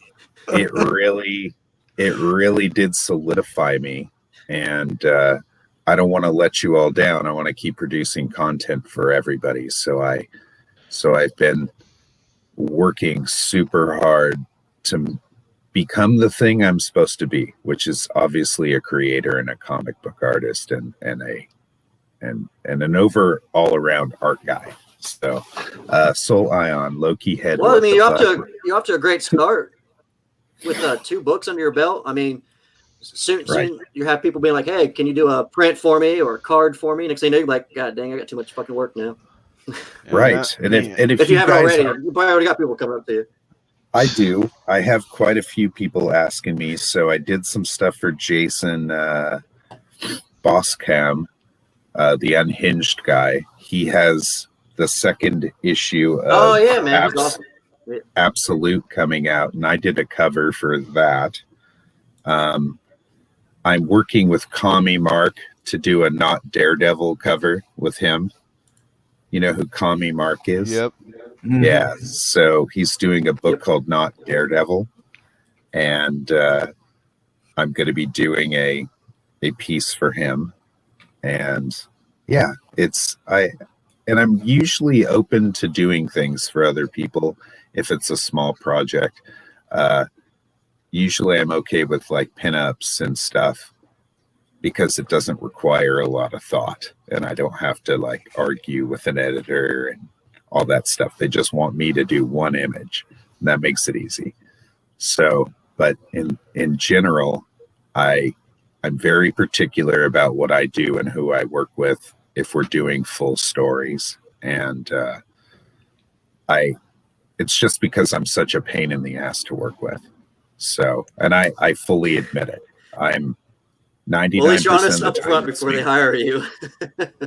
I am. I have to be really honest about, like, I get grumpy. I do, man. Like, if somebody comes back to me after I've spent like all day drawing and says, "Can you change this?" I get grumpy. And I don't want to be grumpy. Well, I mean, time is money, right? So right. I mean, you can make small changes, but if somebody has you in a project too long, you're like, look, man, I got to move on. Yeah, it's true. And also It's depends true. when These guys got to make their money. They got it to. also depends when that said change is noticed and asked for. Right. There's a difference when it's like, the pencil layout. Oh, can you change this? Yeah. But when it's the done piece, yeah, like. I'm just picturing somebody being like, "Oh yeah, Jason. I hate to be a bother. But could you change like some little thing like the belt buckle being a little wrong?" And Jason just be like, "Well, why don't you just waste all day doing nothing and crumb up his paper?" Right. Exactly. That's exactly how that is too, man. You nailed it. Yeah. It for some reason just, and it's me. Okay, it's not them. It's totally me. And I get it now that I get grumpy, and I warn them. I was like, listen, don't ask me to change shit after I've drawn all day. Like, maybe tomorrow I'll do it, but don't, you need to come back at me telling me you love me. I did a great job. And then tomorrow ask me to fucking change it. So I need a that a boy for a second, and then we can do that. And Adam is perfect. With that stuff, man. He always leads with love it, change this. So, and I have no problem changing anything with him because he's just such a nice guy, and I'd feel bad if I was mean to him. It would be terrible. Well, I mean, that's kind of how like all creative types are in a way. They all have their kind of you say quirks. Or things about it. More creative, it seems like the more quirks you got going on and stuff. Passionate people have quirks, and just leave it at that. That's what it is. Like when people are passionate about something, well, they get a bit involved sometimes. Hey, I see that Soul Ion looked at the Loki head and said FTW, but I want to show him what a casted painted Loki head looks like, which I didn't offer to anybody. I just did one myself as I've been casting them to prepare them for people's orders. Mm-hmm. So give me 1 second. I'm going to reach behind me and grab it. Okay. Soul says to you, Sim, he says, now I want to suggest some changes on the first blood hunt to Sim. Change the teeth, dude. Okay. What? So let me bring that full screen it here. There we go. So look at that. This is a casted version of that sculpture I did. It is painted. This one is particularly, but it's badass. Doesn't have his horns on either. Anyways, all those marbles, remember the marbles I had in the original sculpture? Mm-hmm. They become these beautiful little orbs that sit inside there. And then as you can see, the base says Loki on the bottom. That turned out So sweet. it turned out really nice. I can't wait to send them out to people. And yeah, this is That my is cool looking, this is yeah. my reference currently. Here, let me grab the horns. So these are the clay horns still. These are the last parts that I have to mold. And it's just going to be they have to be cleaned up a little bit so they're perfect, and I keyed them so that they sit really nicely in the head. Let me make sure everything's looking right. There we go. So I'm sorry they're gray, but as you can see, it'll look amazing when it's done. And Yeah, that's gonna look great. Yeah. Yeah, the head of Loki. Yes. Yeah, that is going to be a cool piece to have setting up somewhere, looking all fancy. Yes, super fancy. You actually, Chris, have a Dragar coming your way, so I'm specially designing one specifically for you. That's it, Drugar. Gosh dang it, I keep saying it wrong. The Dragar. That's right. The Dragar. So, I think I pronounce it wrong. It's probably Dragger or something like that, but I think it sounds better if you say Dragar. So, Soul says that's so nice. thank you, And Soul. Yodam has faces with stars in the eyes. I love Yoda. Soul put a heart up. Thank you. Yeah, they are loving what they're seeing. You guys are amazing. So I enjoy doing this. I have a pile of Loki heads behind me that I've been casting. Let me grab a bunch of them to show you. So I made all the molds, and There we go. sorry, piles of Loki heads. Like perfect. I cast them all myself. So every one of these is essentially hand casted by me.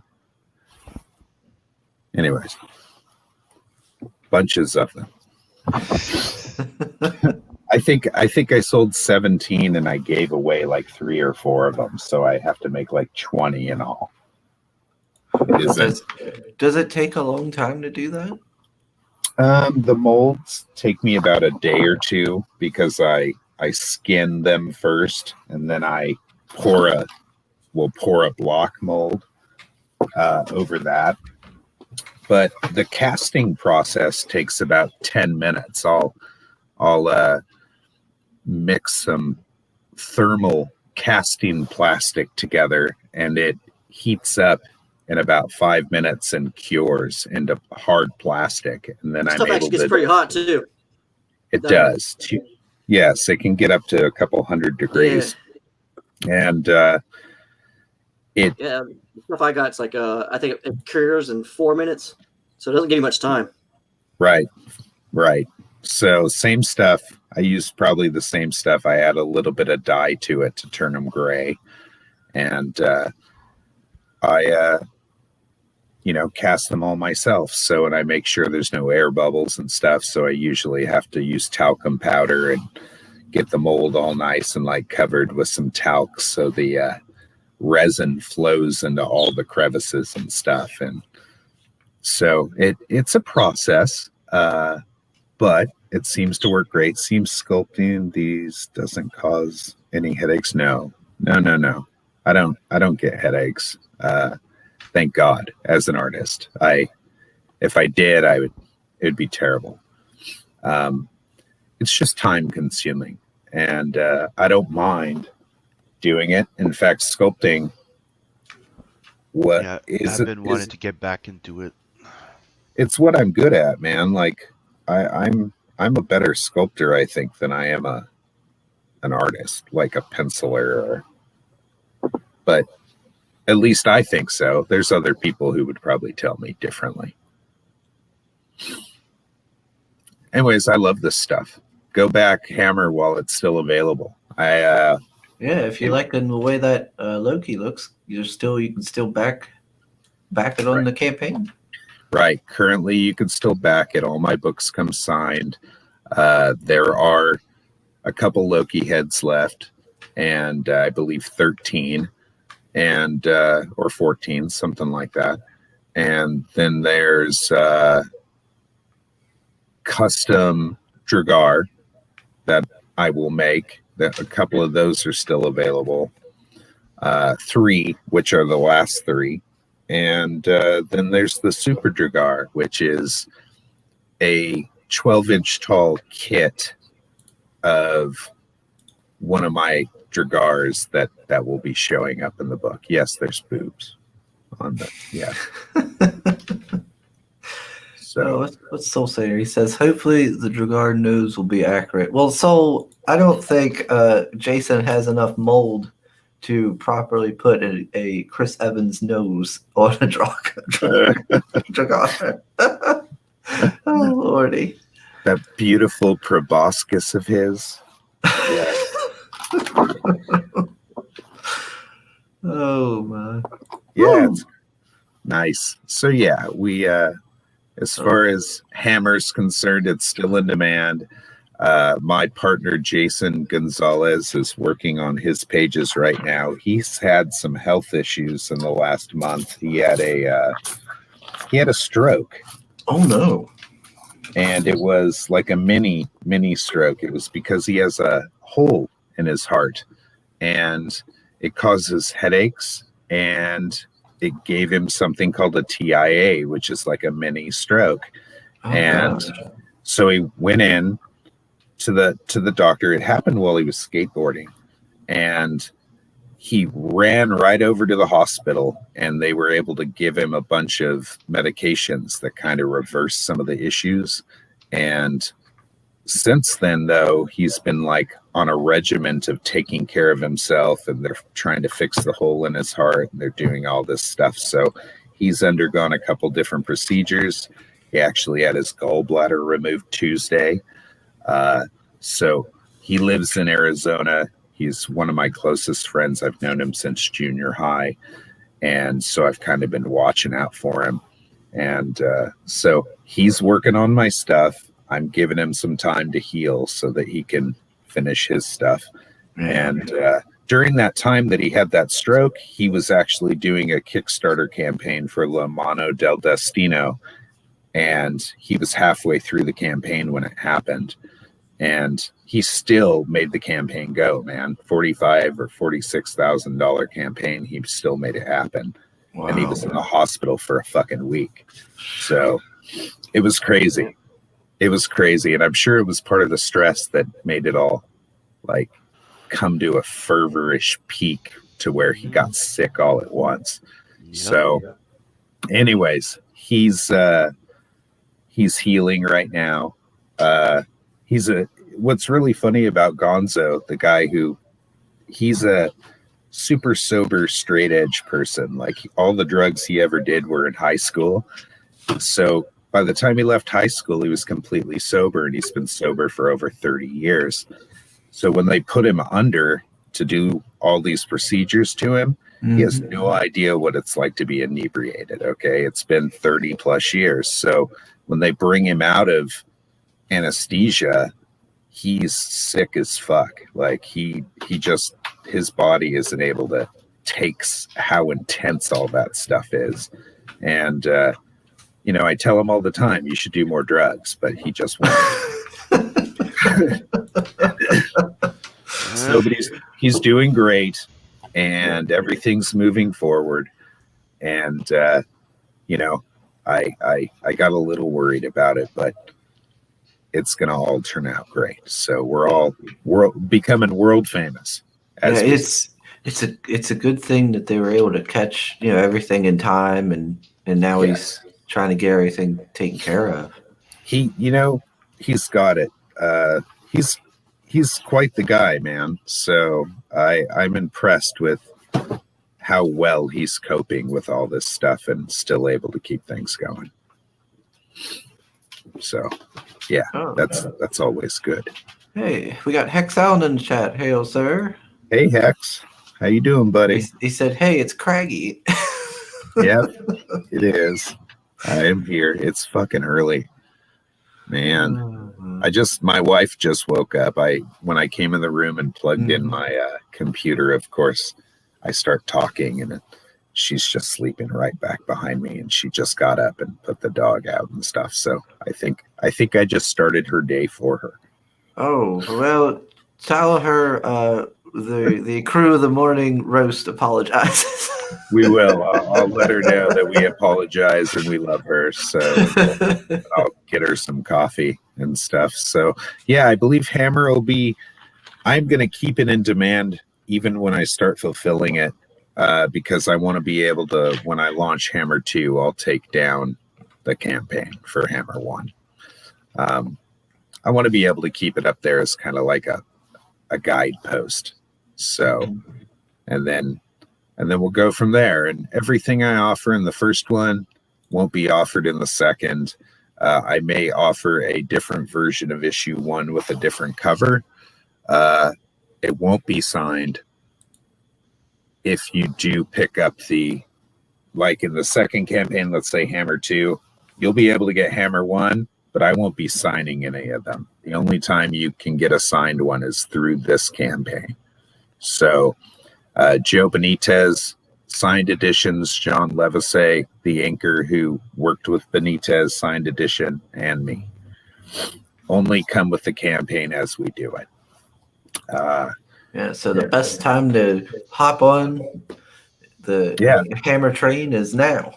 Right, because, there's no cons, guys. You can't go to a con and have me sign a book for you.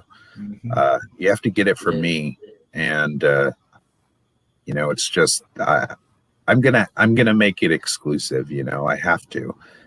This is how business works. If you want the good stuff, you Hammer time. Yep, Hammer time. That's right. Yep. Exactly. Go Hammer, Plus, go Hammer, go. I'm literally shooting for one of the best black and white books of 2021. I dare anybody to try to come after me. Because good thing you're doing it in 2021. Otherwise, you would have to deal with Bloodhunt and DIA. Yep, sorry, Sam. You don't count. Yeah. You're gonna have to deal with me, man. And I think the guy who does Thomas Mora is gonna have a run for his money. Stefani. Yeah. Unfortunately, I'm sure we're gonna have some type of weird art war between each other. I need to get him back on. He's awesome. I love his stuff, man. He does a great job. So nice. So hey guys, I'm gonna go get some coffee for my wife. Let's do this again sometime, and feel free, any of you, to ever reach out and yeah, I'll chat and talk anything you need. If you keep coming on, Jason, beware, you might end up a co-host because I collect them like Pokemon. Nice. He won't let me go. I don't even know what I'm doing here. I can't get out of this square. That's right. I got somehow I collected Shane now. I got Sim. Was gonna have Carla back in the beginning. So at this rate, you might end up one too. Thank you, and it would be an honor to be so. Soul, thank you so much for joining tonight, and I appreciate it. Or today, this morning, this so early, and you know what? It seems like every cast I go on that they need a co-host and stuff. So I'm a pontificator with Art to Bear and the guys. And I regularly try to go on the show and do stuff. And as I said before, some stuff I'm knowledgeable about and will go on shows and talk about. And I kind of think I have a balance. Bye, Yodam. I kind of think I balance those guys out where they're a little more extreme than I am. I try to kind of curtail them a little bit and add some levity to the situation. If they get too serious, I start talking about how gay we all are. So, and I just bring them back down. Man, I can't let them get too fucking serious because then it becomes a shit show. So, And Some of them, man, it gets too dramatic. You're like, man, it gets too heated. No fun in that. It does. Me and Chester started talking politics on the last show, and it by his choice. And he wanted to create, I think, not really wanted to create, but he wanted to have a good conversation. He didn't know how I would react. And most people, it's a yelling contest. But in our cases, I'm fairly educated. He's a college professor and has several degrees. I'm of course going to lean towards his education because he in most cases is going to know more than me. We're close to the same age. I don't have any degrees. I am learned. I read stuff regularly, and I'm not against reading more things to broaden my horizons. And I have no guidepost to what I read either. So if he said, hey, go read this, I don't care if it's Republican, Democratic, or socialist or whatever. I'll read it if it adds something to the situation. So I try to be fair, and I always have to remind these guys to be nice. So just be nice. Just you don't got to call people out and be an asshole. You can just be sweet and explain your point of view. We should always try to remember there's all walks of life out there, and not all of us know everything. And see, but as a direct result, I noticed that when me and Chester started talking, the chat got really heated. And that, because we were having a civil conversation, everybody started taking sides in the comments section. And I that wasn't what it was about. We weren't taking sides. We were having a discussion. Yeah. I noticed that with getting into the stream side of things versus the comic side of things, you are going to have the YouTube people that's there for that viewing side of things, that's there just to wait for those moments, and then the views go up. Yeah, but it's not really the best business. I don't think it works for a little bit for some people. Yeah, you get the views, you get some backers, but man, they were all here to create comics and have fun and bullshit and. Right. And, if they were looking for controversy, they weren't going to get it from me and Chester. I wasn't going to escalate it. Debate. Yeah, it was a civil debate, and I love those guys. If I went to Japan and saw Chester, I'd give him a hug. We'd go out for beers. We'd go eat. We'd have a good time. So there would never be a problem, because it's not like that. So people, when I grew up, when I was growing up, there are certain things in people's houses you don't talk about. And some of them are religion, some of them are politics. And my mother used to very vocally be like, no politics, no religion. And as I got older, I kind of realized that my mom didn't know how to have a difficult conversation about sensitive subjects. Okay. So it was easier not to have those conversations, right? Right. That didn't serve me. It made me more interested in having civil conversations about those subjects. And because they're hard subjects, you have to be very learned to have them. Mm-hmm. And I very much became very interested in having those type of conversations. And even though they were hard conversations, and I implore anybody to, when it's a hard conversation like that, to go out, do your research, be open to other ends of things. I'm not saying that you should go crazy, but at least know what you're talking about, and then do it so civilly that there's no animosity or any problems afterwards. Go into the conversation with an open mind. It's a conversation. You're supposed to express your point of view so the other one can understand your point of view, not convince him. Right. Make him understand your point of view. Yeah. I Yeah. think the hardest part for people is that part, the open mind. I think so many people are so emotionally invested in just every Right. political thing. Like, Right. But they got everybody into into like the competition of a team. Like when you look at hockey or something like that, it's Right. like, yeah. That's exactly what it's like, Sim, and you Like know, it's intellectually, you cannot be like that. correct. There shouldn't be emotion involved, and when you're having those types of conversations. And the second it does is when you're kind of Yeah. losing the clarity of what you're talking about, because Mhm. there's no way to get through to an emotional person. Um, anyways, that being said, it's those are tough conversations, and if you're going to have them in a way that they're constructive and loving, and they're human beings too, and try to remove emotion from it if you can, if it's possible. So anyways, hard conversations. So nice. This reminds me of like You the know, end of like every Jerry Springer is it episode. He sits off to the side. He's like, in Right. today's lesson, guys, like isn't it a point of we must love each other. isn't Right. it Shouldn't we the have just started with that though? I'm sorry, Sam. I didn't mean to cut you off. No, I just wanted to add to the fact that isn't that the point of democracy? Technically, it's all about balance. It's not about picking a side or what side. It's about the bigger Right. idea, the bigger picture. Right.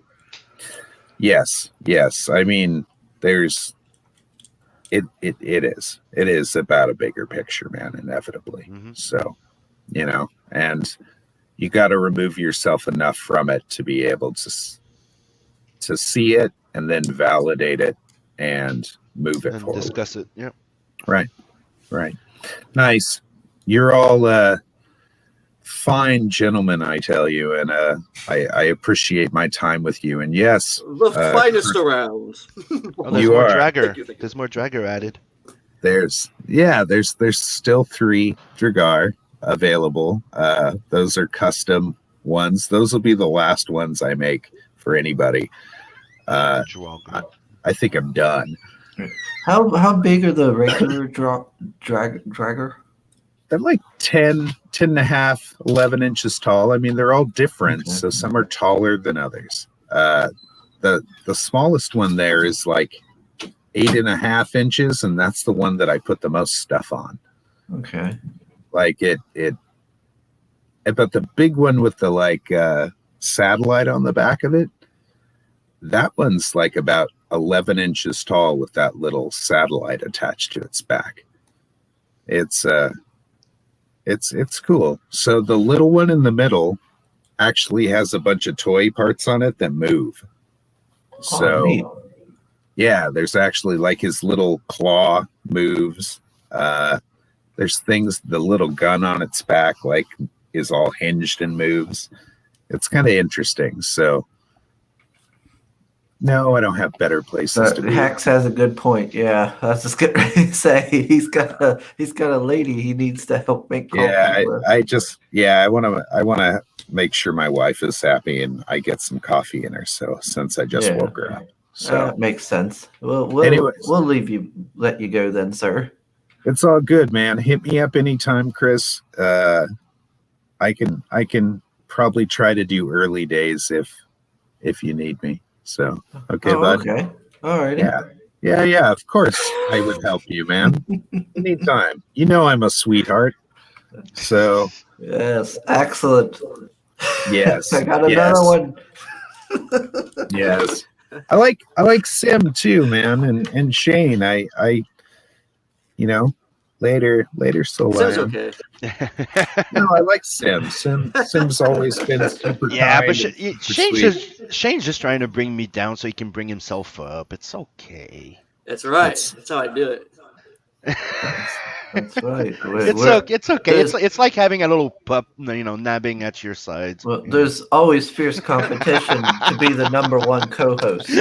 That's right. No, but That's right. dude, I am a host. I am not a co-host. I am the original co-creator of the show with That's you. debatable. So Nice. it's debatable. Yeah. Debate all you want. You want to debate, bro? No, I gotta go. I can't debate. So, anyways, Yeah. gentlemen, I really appreciate you, and Yep. I'm looking forward to seeing you soon. And happy Black Friday, and I'll hopefully see you around. Yep. Okay. Yeah. See you Yeah, later, good sir. one. Later, Bye, Jay. gentlemen. Congrats on all the success. And thank you all for making it happen, guys. You have a good night. Yep. Bye, Okay, bye. Jason.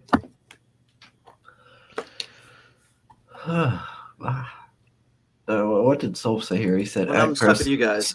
start collecting co-hosts with better link games so I don't have to do it alone all the time." Oh, no. Oh. All right. Well, good thing I that started number doing the one. link thing, but every time I do, like he's like right there. So I'm like, you know what? When Soul's in the chat, I just let Soul do it. It's like, fuck Yep, it. it's a good. That's There, me. there we go. Let's see here.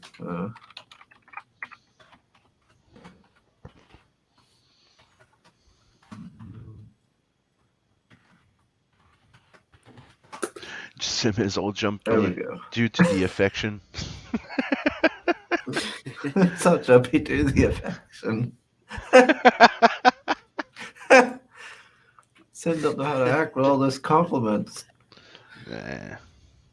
Oh lordy, I am excited for Hammer. It does look really cool. Yeah, I really Yeah, like yeah. his art. Yeah, the funny part is like How many pages is that one supposed to be? I can't remember. It's been a while since I've looked at the campaign since I backed it. 48 I can't remember. black and white. 48. Okay, yeah. Yeah, it's funny because before Comicsgate, I had no interest in like figures or posters or anything for like anything decorative. I didn't care. And now like I'm gonna have a little Draugr. I've got posters. I've got all this stuff. But then again, it could also be because now I got my own place. I don't know. It seems kind of funny because I was very Spartan with like decorative and aesthetic. I live like a It's 12-year-old okay. over here, so I can't say anything. My Now whole I'm all house like, is just covered in "Ooh." bullshit. Yeah, now I'm like, oh, I can put this on the wall. No, I can put this over here. No.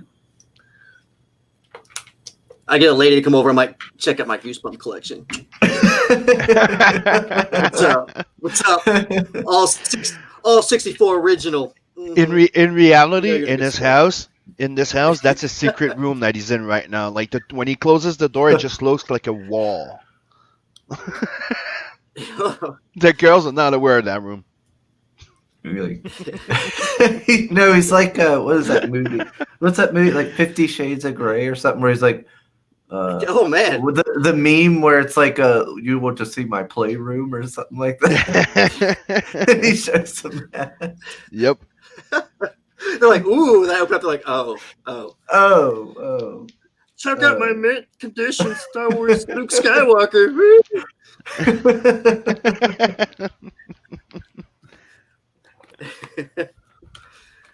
Yeah, baby, you want me to give you goosebumps? Here you go. Look There at you my go. pops. Oh lordy. I actually have a whole display of Goosebump. I'm not even fucking kidding. Like I got the when the second movie came out, I stole the display thing from work. So I put all the original 62 Goosebump books in it. Yeah. Right next to my bed. That's actually something I gotta keep an eye on.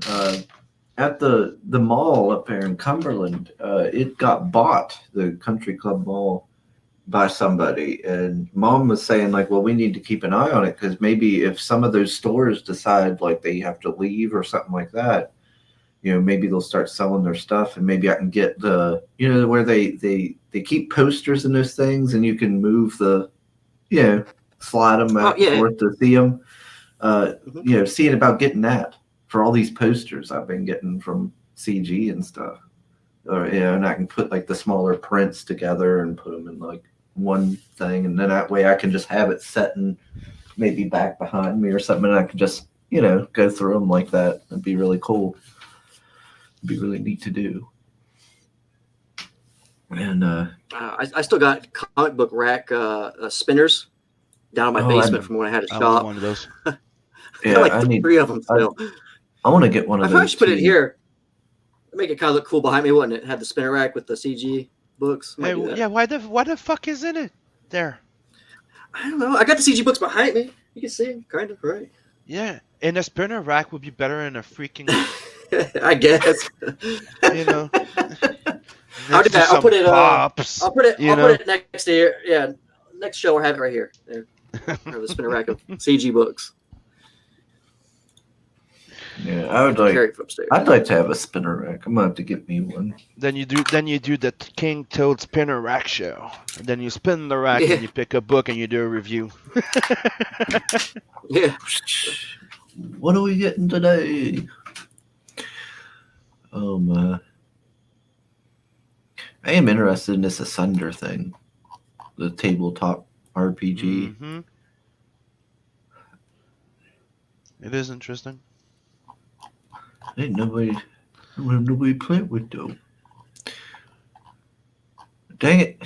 I didn't know Adam was so involved in like TV. So many things. Yeah, Yeah. and tabletop and all this other stuff. Yeah, that's pretty neat. I'd like to have him back on to talk about all that.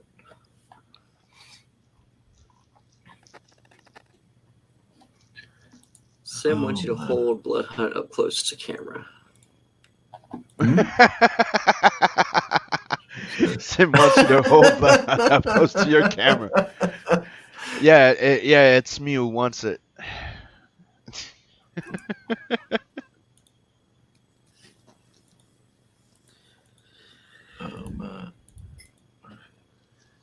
So what else is new? Would be cool, but I can't afford that right now. Yeah, I do want to back it. But yeah. Yeah, Yeah, that's I the don't thing with me too. Is I'm like, fuck it. yeah, I can't back it right yet. I don't know when I'll be able to, because I haven't picked out a book this week yet, though. So I'm thinking about the robot one. Rob or whatever, Rob the robot thing, whatever. Robert. He's down to like Robert. It's down to like 16 days left or so, and I still need to back that. I actually do really think that looks good. So, and he's not funded yet. I haven't actually looked at that. It's one of those ones where I'm like, I need to check that out. And then I never actually get around to sitting down and looking it up. Yeah. It's still on my list, and I can say it's only got like 12 days or so. I think. Sounds like Sim, of course, it- because I surely don't. Yeah, it's got 22 days left. Oh, 22. Okay. So it's got a little bit. It's still got a little bit more time at least. Yeah, and that is the second 30 days as well. So So I'm guessing Soul didn't like Blood Hunt because he doesn't want to see it. Yeah, it's got like a steampunky western or something. yeah, Huh. It's interesting. has he not been on here yet on your show? No. He'd probably come on here. Do I need to reach out? Yeah, I'd have to reach out to him. Have him on. Always nice to have new guests on. Yeah. Well, Soul got She, Haikyo, and Sovereign Wolf this week. I haven't checked Sovereign out the Wolf. new She. That's the one that I just came got- out, right? Sovereign Wolf came out last week. I think. Yeah, I think so, yeah. Okay.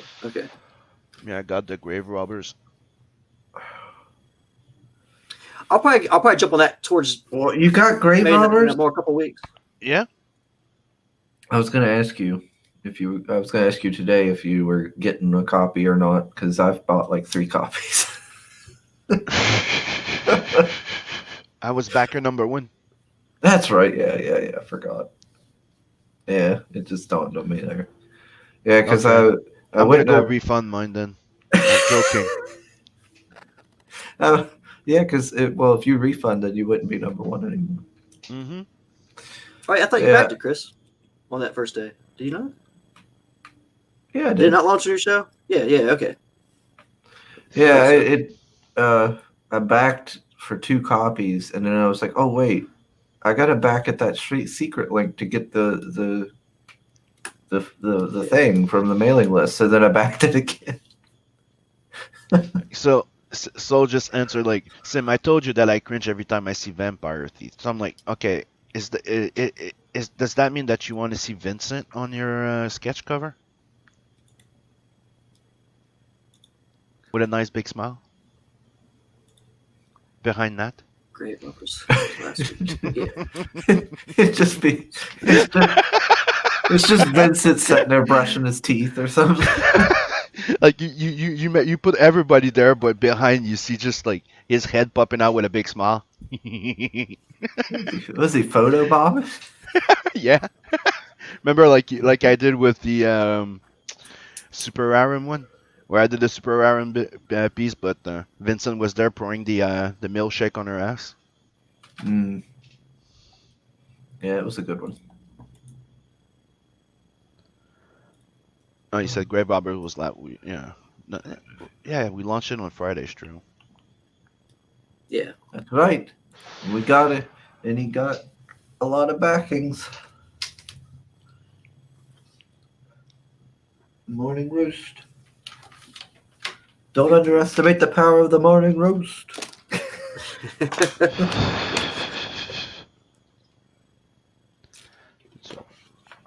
least I don't think I'm lagging as bad now.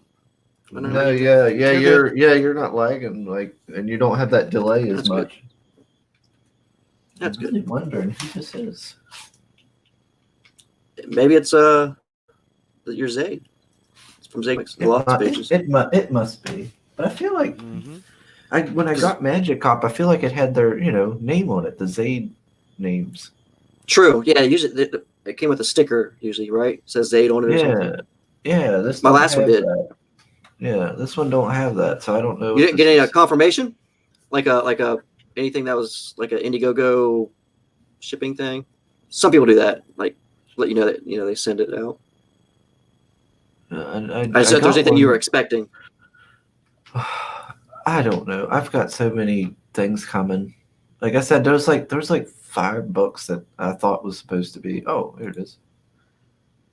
When was this? Sunday the 22nd. Yeah, so it must be. It's probably Lost Pages because here on the 22nd it said my perk is shipped. Sorry, I'm so sorry. I just read So's last comment. Sorry. Wait. High risk perk. No. Right? No. Oh. I'm supposed to be getting Lost Pages today. Yeah. Sweet. Apparently, it's in Kaiser now, and it's out for delivery. Expected delivery by 9 p.m. So I'll probably get it at about 3 when they come through and deliver. So that's the something stuff. else then. That's sweet. Yeah. So whatever this is, I should be getting that. So open it before we go out. No. Live open it. Come on. It's a surprise. Come on. It's a surprise box. No. It's a fucking video right now. Come on. Put it on. No. It's a mystery box. Come on. It gives me an excuse to do a video. You never do them anyway, so just fucking do it. I know that's the problem. I'm trying to be better. Come on, the chat. Say, do it. Do it. Do it. Do it. Just open the mystery box. Come on. What's this? Sim always tries to. See, even Ace is like, open it now, Chris. Sketch cover, didn't it? Do it. Oh, Spectre wrapped this yesterday. Oh, there you go. Maybe that's Black Tiger. I don't know. I'll open it. Yeah. Gosh dang it, Sim. What? Your number one going on in co-host style. doesn't press with you. Even Yoda is like, yes. See. Oh, mine's Oh gosh, I forgot. I didn't know this. I didn't know this was already coming. It's Doomsday Kingdom. There you go. Caw. Love pigeon. Let's see what we got. Did you get the one with like a sketch card? You got like a. I get some really cool sketch cards for that. There's like a trading card. It's all blurry. You can't really see it. And it's too dark here. And it's got like a little sticker with Zombie with a sign on it coming through his hood there. Set those there. Oh, there's stuff in the book. Let's see. First, we got. Oh wow, we got. How many prints is it? 1, 2, 3, 4. Looks like 5 prints. Yeah. So we got the clown. That's creepy. Zombie clown, and we got this Doomsday Kingdom print here. And there's another one.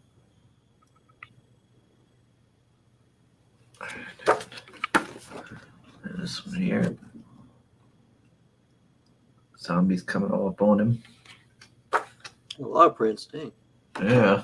And this one with the handcuffs tied to a post.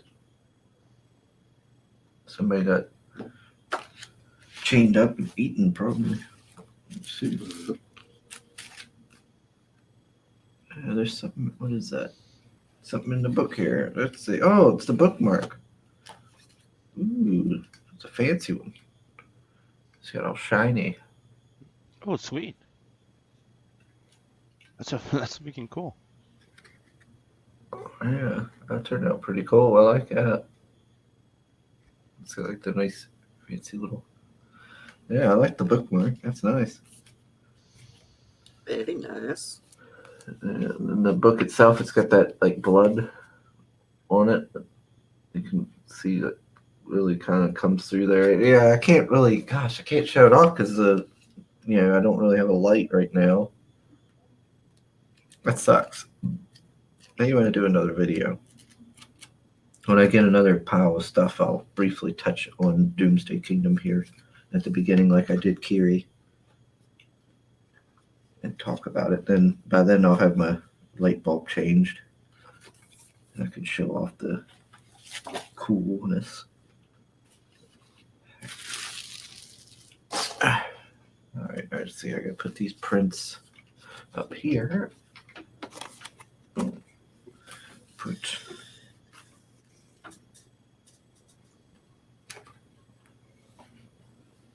Put the bookmark up there.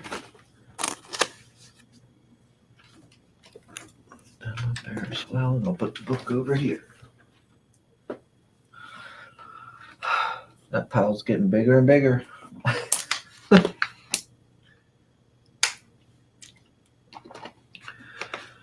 Now you need to start reading them. No, do the one. I'll read them eventually. Yeah, I should have read some yesterday when I had some free time, but then I didn't. I don't know which one I'm going to read next. It's probably Grim In Reaper Chris's 2. village. In Chris's village, everybody has one light bulb per building. That's right. We got to ration the bulbs. No, I don't actually have a light bulb on me. I gotta go buy some. Mom might have some over on her side. I always forget. I have a light bulb go wow. out, and I'm like, shit. I'll get those tomorrow. And then I forget. So next thing I know, I'm just like taking light bulbs out of different rooms. I'm like, I don't go in this room that often. I'm good. Yeah, that's the thing. I keep forgetting that, and I keep forgetting a mouse trap. I'm like, hey, I don't have any actual mouse traps for when a mouse shows up in the house, so I should probably get one. And wait, so do you not have a mouse problem yet? You're just getting one just in case there's a mouse problem? Yeah. Well, I think there's a mouse here in the house. Oh, okay, now. okay.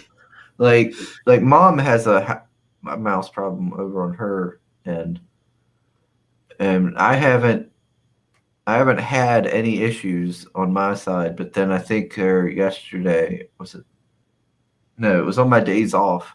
I went to go to the kitchen and I heard noises. I was like, oh no. They found my side of the building. So I'll have to deal with that now. So I'm gonna go get a mouse trap and just to be safe. Ask your mom for a light bulb. A kingdom for a light bulb. Yep, that's right, the struggle. Oh Lordy. How was your guys' Thanksgiving? Pretty good. Ate foods. Got tired. Yeah, I didn't get to eat anything. I gotta. I got up to do. I usually don't do like the Black Friday thing, but my buddy's like, "Hey, I'm gonna go." And I was like, "Yeah, I mean, I don't really have anything else going on. I didn't buy anything, but it was lackluster. I mean, nobody really had anything great going on at the good old Walmarts.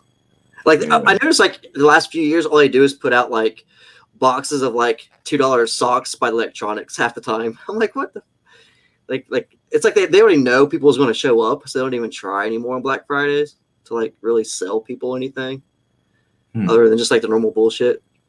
Like all our DVDs and stuff was like stuff that they've already had on sale for like last year's Black Friday. Yeah. Yeah, I say again, I really don't get into the Black Friday thing. Like when people's like go to the mall and shit, I'm like, fuck all that. I don't care about anybody that much to even go. Yeah, they or myself really. They still get wild here, if I remember right, for Black Friday. I think they might have been opening up at like 5 a.m. now. I did watch the new Mandalorian though. That was pretty interesting. I know you guys don't really watch it, but for those who do in the chat, if you do watch it, it does have some pretty. They were having a big character shows up. I know that what was it, Rosario Dawson? Was that the actress's name? Mm-hmm. Yeah. Asuka. Mm-hmm. I liked her. What was it? She was probably the main reason to go watch Troy.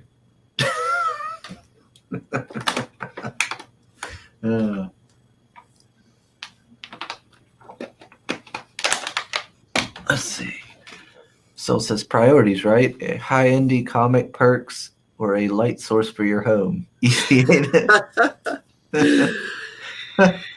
He says he doesn't have Disney Plus. Yeah, I don't either. I don't have Disney Plus either. I don't want it. No interest in it. I got Netflix and I never watch it. I just have it for mom. I just canceled Netflix about a week ago. I mean, I was keeping it around for Stranger Things and Witcher, but to me, it's just not worth it anymore. I'm like, you know what? Maybe I'll get it for when they come out and then just cancel it again right after I watch them. I liked Stranger Things season 1. I watched season 2 and I was like, I didn't really care for it as much. And I didn't bother with season 3. It just wasn't as good. And I haven't watched The Witcher. I have not watched that one yet. I think the only thing I really get excited about with Netflix is either watching just old movies that I've watched a million times before, that I probably have DVDs for, or the Kingdom TV show. I like it with the zombies and stuff. To watch old stuff, to me, it's more like Amazon Prime. They have way more like a way wider selection of older movies. But the only problem right now is that for the last year they started changing their model. Before, all the movies used to be available now, right? Now you have to go, oh, this one's with Shudder, this one's with that one, and now you have to sub to another one through them. And you're like, fuck. It becomes like a cable thing back in the days, remember? Yeah. That's what Hulu's doing now. A lot of their stuff now is like it'll show it, but you can't watch it unless you buy like an upgraded version now of it. It's like I can't even have HBO Max in Canada, which pissed the fuck out of me because I'm waiting for the Snyder Cut. Jeez, who?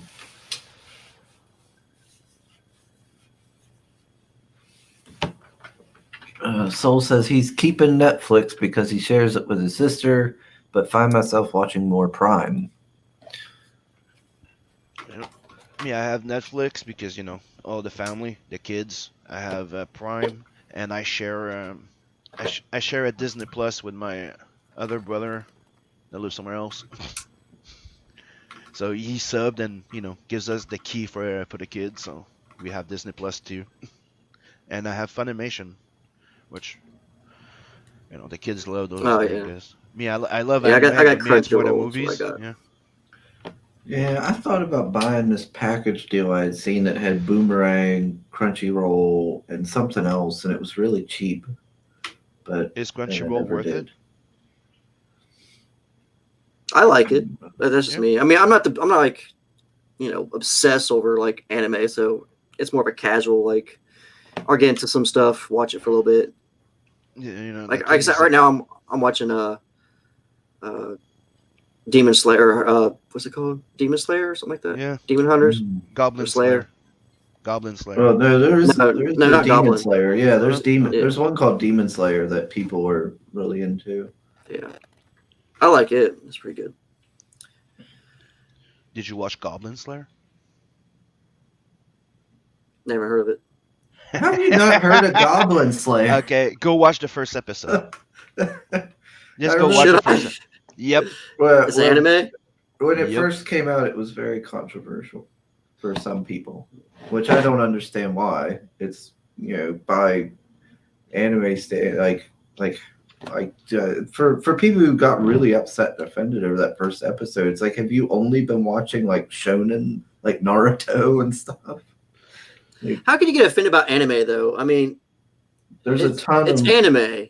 there's a ton of like hardcore or Well, it's not more really graphic It's- stuff in anime. I just said that It's not our culture for one. So if you're offended by it, go fuck off anyways, because that's not even. We just kind of consume it. So if you don't like it, just don't watch it, kind of thing. Like it's their demographic. It's a different country. Prime had a lot of 70s, 80s Shaw Brothers Kung Fu movies for free a long time, but took Kung Fu movies, but took most Yeah. of them off now. Yep. What's this? I prefer WCOstream.com to Crunchyroll. I don't know what that is, Soul. I don't know. Better not be porn. That's where Chris about to type it in, like, oh shit. So was about Soul's gonna leave me like some hentai site or something. Hentai heaven or something. Oh, Lordy. I don't always trust Soul's links. Especially with the little face that he put there. Like, mhm. That's a suspicious winky face. Yep. It's a trap.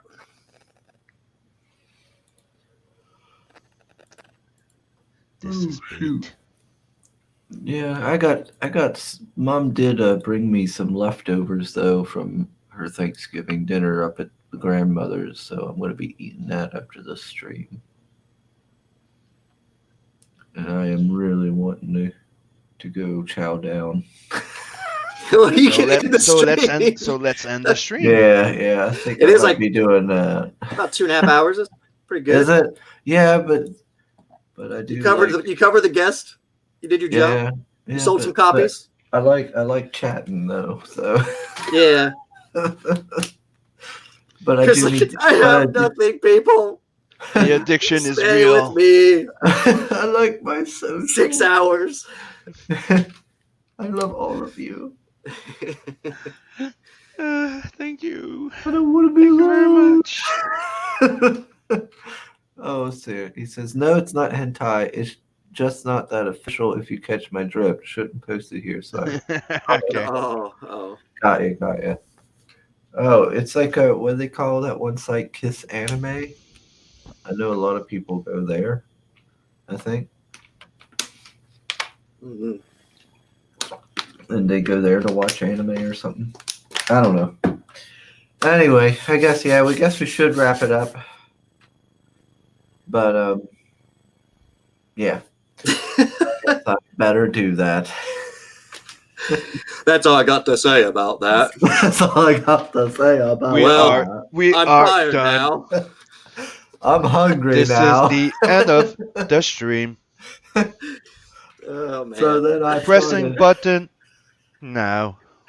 So I'm just gonna slowly just fade off. Goodbye. Goodbye. So I started streaming. And now we're done. And then I know we're done. I'm hungry. All right. But anyway, thanks for joining us, everybody. I'm gonna head off here and get me a bite to eat. So go back Mothman and Tales from the Adverse as well. Yep. Later. Have a good one. Later, everybody.